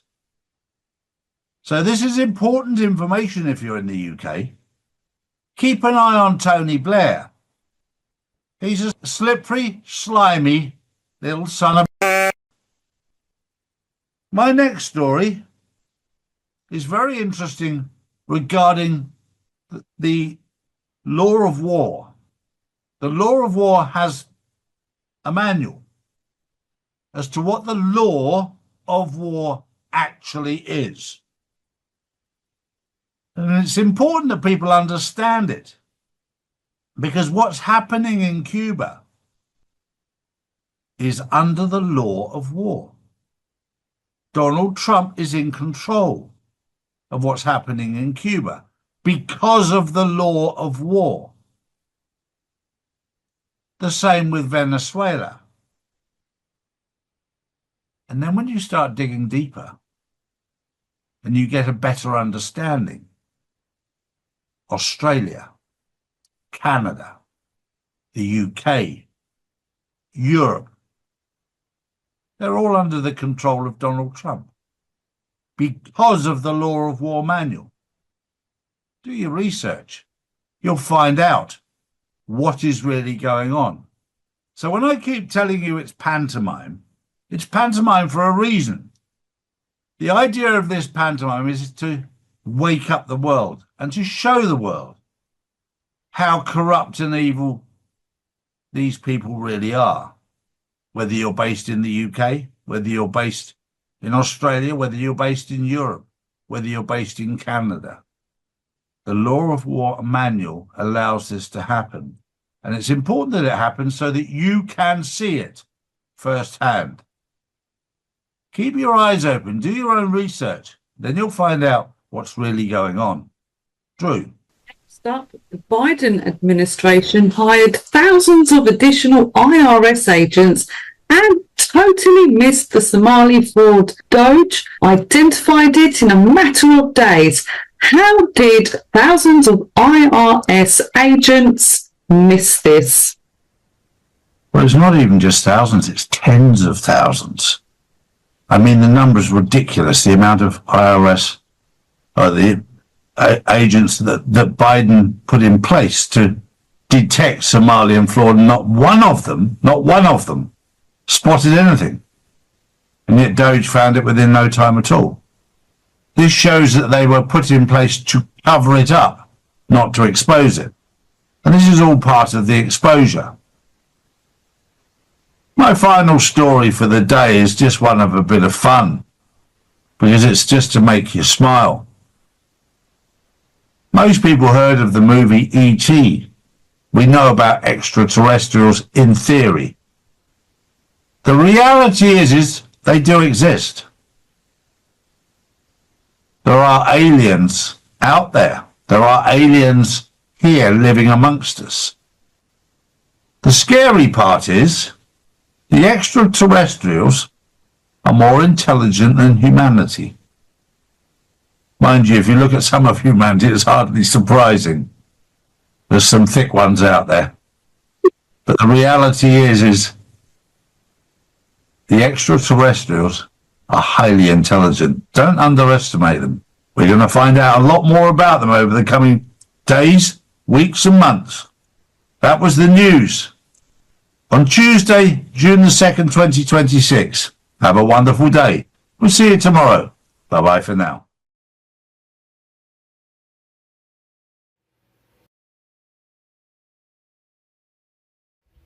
Election fraud. Monday, June 1st, Wisconsin, Florida. President Trump was ahead by 109,000 votes in the Wisconsin 2020 election, when all of a sudden Biden received an instant 120,000 plus vote dump on live TV, which was so obvious of fraud that the news anchors laughed and didn't even know what to say. Then, in the Florida 2020 election, Trump magically drops 12,650 votes and Biden gains 17,842 votes in an instant on live TV. The 2020 election was stolen right in front of your face. Steve Bannon on Telegram. Monday, June 1st, 2026, Arizona. 420,987 failed mail-in ballot envelope signatures out of 1.9 million mail-in ballots in the Arizona 2020 election. Total of 10 to 20 million illegal votes are estimated to have been cast in the U.S. 2020 presidential election. Pastor Bob Joyce on Telegram. Military mobilized worldwide for takedown of globalist power structure in the greatest sting operation the world has ever known. Worldwide lockdowns, blackouts, mass arrests. Prepare. Trust the plan. Judy note. God-given rights and constitutional sovereignty cannot be negotiated. The new world of Q was activating. A world of light over darkness, truth over lies, freedom over tyranny. President Trump has mobilized the military of different countries worldwide for a takedown of the Satan-worshipping deep state globalist power structure in the greatest sting operation the world has ever known. Prepare for very soon worldwide activation of the emergency broadcast system. Rolling global blackouts and lockdowns. Normal communication has been set to cease for around 10 days while Trump's global military alliance finishes their mass arrests and overturning fraudulent elections worldwide. After the 10 days of darkness, we have been promised to wake up to a whole new world. Trust the plan. Nothing can stop what's coming. Where we go one, we go all. It's been a long time in coming, but right now former U.S. President Barack Obama was seeking political asylum in Canada a couple of days ago while former U.S. President Joe Biden was either deceased or non-functioning. His wife, Jill Biden, was arrested by JAG, Saturday, May 30th, 2026. Obama seeks political asylum in Canada. JAG arrests Jill Biden. It was estimated that over 80% of Congress were under indictments of various state grand juries, which convicted them of fraud, treason, child trafficking, and/or crimes against humanity. The investigations have been ongoing since Trump first took office in 2016. 13 years ago in 2013, the same corruption and crimes against humanity by not only Obama and Biden's U.S. Inc., but by the Vatican and royal family, was first brought to light by Kevin Annett and the International Common Law Court of Justice in Brussels. AU. The below was an article I wrote about it 8 years ago, the facts of which have still to make the mainstream.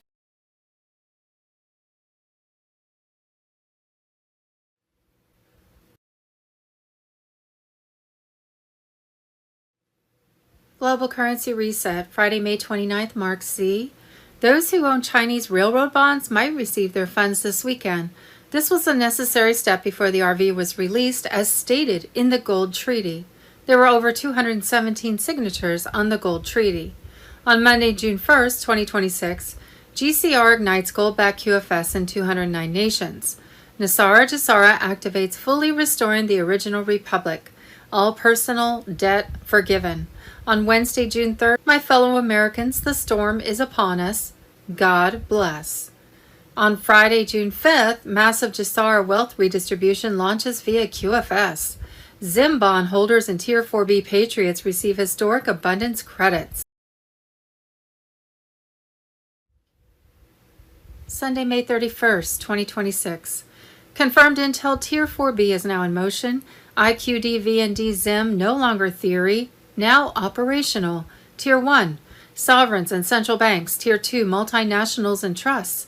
Tier 3, pre-negotiated institutional capital. Tier 4B, private holders, activated. By appointment only, verified, documented, NDA bound. U.S. banking channels are live, private exchange centers are active. Security, identity, proof of funds, mandatory. Public screens show nothing by design. Internal systems show everything. Iraq is fully sovereign. Sanctions lifted. Digital infrastructure live. Assets recovered. Revaluation. Leverage engaged. Vietnam and Zimbabwe follow, with resource-backed structures phased integration through 2025 to 2026. No walk-ins, no leaks, no spectacle. The reset did not arrive loudly. It arrived correctly. Tier 4B is live. The silence is intentional. The system is moving.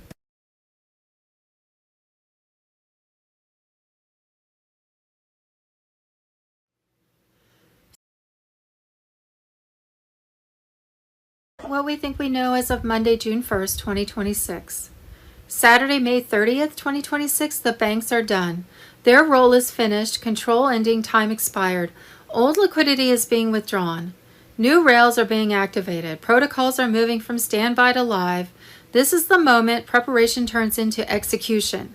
ISO 20022 is the language. Tier 4B is the doorway. Timing is everything and the timing is now. Tier 4B, ISO 20022 on Telegram. Saturday, May 30th, caught with stashing over $40 million in gold bars in his home, along with over $2 million in cash, saying it was for an operation, when he was really stealing it for himself. Sunday, May 31st, Fox News. President Trump promised that there will be no taxpayer funds going towards health care for illegal invaders and money going directly to the American people instead of healthcare giants. Sunday, May 31st, 2026, whistleblowers are singing. The rats are scattering. Multiple whistleblowers are now confirming Ilhan Omar's campaign funneled huge sums straight to her husband's firm, while Somali-linked networks in Minneapolis operations in U.S. history, hundreds of millions stolen. She knew, she benefited, she covered for them. This wasn't community outreach. This was straight-up corruption on steroids. Officials at the Atomic Energy Commission discovered that hundreds of pounds of highly enriched weapons-grade uranium had disappeared. Israeli operatives visiting the facility were found connected to Mossad, Zionist political organizations, and an undeclared nuclear weapons program operating outside international oversight. John F. Kennedy found out and confronted Israeli Prime Minister David Ben-Gurion. He pushed for inspections, demanded answers, and warned that the United States would not tolerate nuclear proliferation. Kennedy became the biggest obstacle standing in the way of Israel's nuclear program. Then JFK was assassinated. The pressure disappeared almost overnight. Lyndon B. Johnson softened the administration's stance toward Israel. Demands for accountability faded. The confrontation ended by the late 1960s. U.S. intelligence reportedly understood that Israel had effectively become a nuclear power. Yet no sanctions followed, no public admissions were made, and the entire issue slowly vanished from mainstream discussion.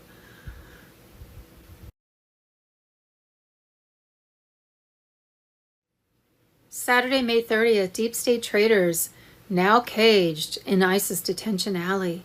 Gitmo now on Telegram. Gitmo's holding pattern has begun. With space at Guantanamo Bay and Camp Blas running low, white hats are now offloading deep state scum into ISIS' most fortified black site network, known in secret as Detention Alley. This isn't about border crossers anymore. These 15 hardened detention centers scattered across Louisiana, Mississippi, and Texas, hidden for decades in isolated rural zones, are now being used for a very different kind of prisoner. Deep state agents, military-grade traitors, the ones who thought they were untouchable. Only 1,673 detainees currently sit inside cells that could hold 15,000. But that's changing fast. In early March, Defense Secretary Pete Hegseth and Homeland Security's Kristi Noem greenlit the use of ICE facilities to hold deep state trash temporarily until Gitmo cells open up. And yes, they'll pay for it. Their seized assets are already being used to fund their own detainment. Election fraud. Saturday, May 30th, Georgia. Democrats lied about a water main break at the State Farm Arena in order to commit election fraud. They then pulled out suitcases filled with ballots, running the same stacks through machines all night until Biden stole the Georgia 2020 election. The entire fraud operation was caught on camera. Why aren't every single one of these people in prison? It was caught on camera. Saturday, May 30th, Wisconsin, Florida. President Trump was ahead by 109,000 votes in the Wisconsin 2020 election when all of a sudden Biden received an instant 120,000 plus vote dump on live TV, which was so obvious of fraud that the news anchors laughed and didn't even know what to say. Then, in the Florida 2020 election, Trump magically drops 12,650 votes and Biden gains 17,842 votes in an instant on live TV. The 2020 election was stolen right in front of your face. Saturday, May 30th, Sidney Powell and election experts identified that the vote for Biden and other Democrats were 3% to 5% overall greater wherever Dominion machines were used. Pastor Bob Joyce on Telegram. Powell states that judges had pre-written statements ready to read and denied to look at any evidence of election fraud, and that our government, including CISA, the CIA, and the FBI, all knew about the fraud and foreign involvement and did nothing. We're essentially fighting the entire globalist elite power structure that wants to control the world for their own financial benefit, and frankly, that includes a lot of American corporations that have international interests and want to do business with China and have made back deals with the Chinese and untold numbers of politicians who have done the same thing.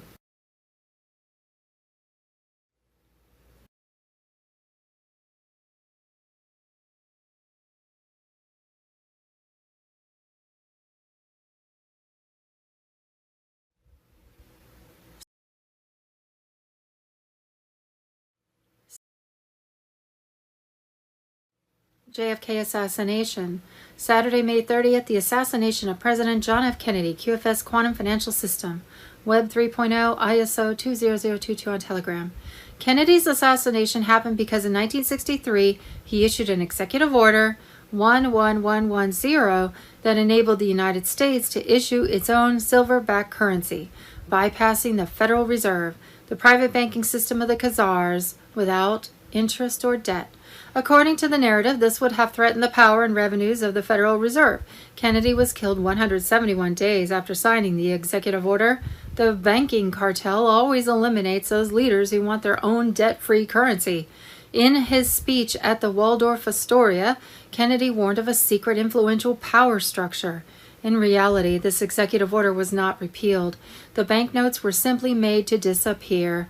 The issued money was quietly withdrawn from circulation, and the Federal Reserve regained its monopoly. QFS, Quantum Financial System. The QFS realizes the same thing Kennedy wanted, a debt-free sovereign monetary system that cannot be killed because it is not a person, but a system. Kennedy tried to free the country from the debt dependency of the banking system. Now, 60 years later, a new system, QFS, is finally implementing what he started. Declassified files. Missing uranium. A silenced president. This is one of the most explosive stories buried inside America's nuclear history, hidden beneath decades of redacted documents, intelligence memos, political protection, and unanswered questions. Julian Assange on Telegram. According to declassified evidence and intelligence investigations, hundreds of pounds of highly enriched uranium disappeared from a U.S. nuclear facility in the 1960s, under circumstances so alarming that officials feared the balance of power in the Middle East was being permanently altered.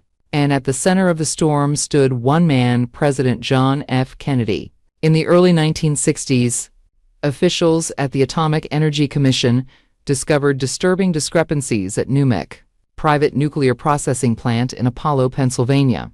The facility could not account for massive quantities of weapons-grade uranium, not a small error, not misplaced paperwork. Hundreds of pounds of bomb-grade material had vanished. Later estimates suggested the amount may have exceeded 600 pounds, enough material to produce multiple nuclear weapons. Behind closed doors, intelligence agencies panicked, because this did not look accidental. It looked like a coordinated diversion of American nuclear material. And the deeper investigators looked, the darker the story became. NEWUPDATE's founder, Zalman Shapiro, maintained close ties to Zionist political organizations and allegedly had repeated contact with Israeli operatives visiting the facility under the cover of scientific consultation. Declassified intelligence records later suggested several of these visitors were connected to Mossad. The suspicion inside intelligence circles became impossible to ignore. The uranium was allegedly being funneled into Israel's secret nuclear program. Its destination, according to multiple reports, was Dimona, the heavily guarded nuclear facility hidden in Israel's Negev desert. Officially, Dimona was presented as a research site. In reality, intelligence agencies increasingly believed it had become the foundation of an undeclared nuclear weapons program operating outside international oversight. Then came the moment that changed everything. John F. Kennedy found out. Alarmed by intelligence briefings, JFK confronted Israeli Prime Minister David Ben-Gurion directly and demanded transparency surrounding Dimona and Israel's nuclear ambitions. He pushed for inspections. He demanded answers. He warned that the United States would not tolerate nuclear proliferation built on deception. For a brief moment, Kennedy became the biggest obstacle standing in the way of Israel's nuclear program. Then JFK was assassinated, and according to critics and researchers who studied the declassified timeline for decades, everything changed after that moment. The pressure disappeared almost overnight. Lyndon B. Johnson softened the administration's stance toward Israel. Demands for accountability faded. The confrontation ended, and Dimona continued operating in secrecy. By the late 1960s, U.S. intelligence reportedly understood that Israel had effectively become a nuclear power, yet no sanctions followed, no public admissions were made, and the entire issue slowly vanished from mainstream discussion. To this day, critics argue the NEWUPDATE scandal was never fully investigated because the implications were too explosive. That stolen American uranium may have helped build a secret nuclear arsenal, that intelligence agencies knew far more than they admitted publicly, and that the last president who seriously tried to stop it was removed before he could finish the fight.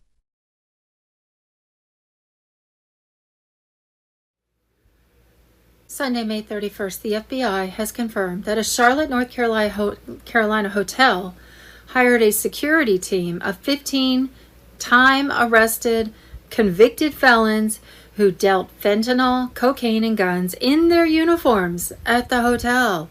The Punisher on Telegram. The owner ignored a mind-boggling 590 police calls since January of 2024 and alleged ran a farmer's market for drugs and guns. The FBI seized more than 1,700 grams of fentanyl and cocaine. 11 people have now been charged, and the federal government is moving to seize the entire hotel. How the hell did Charlotte, North Carolina miss this? How do you miss a massive drug operation for 2 years with nearly 600 police cars?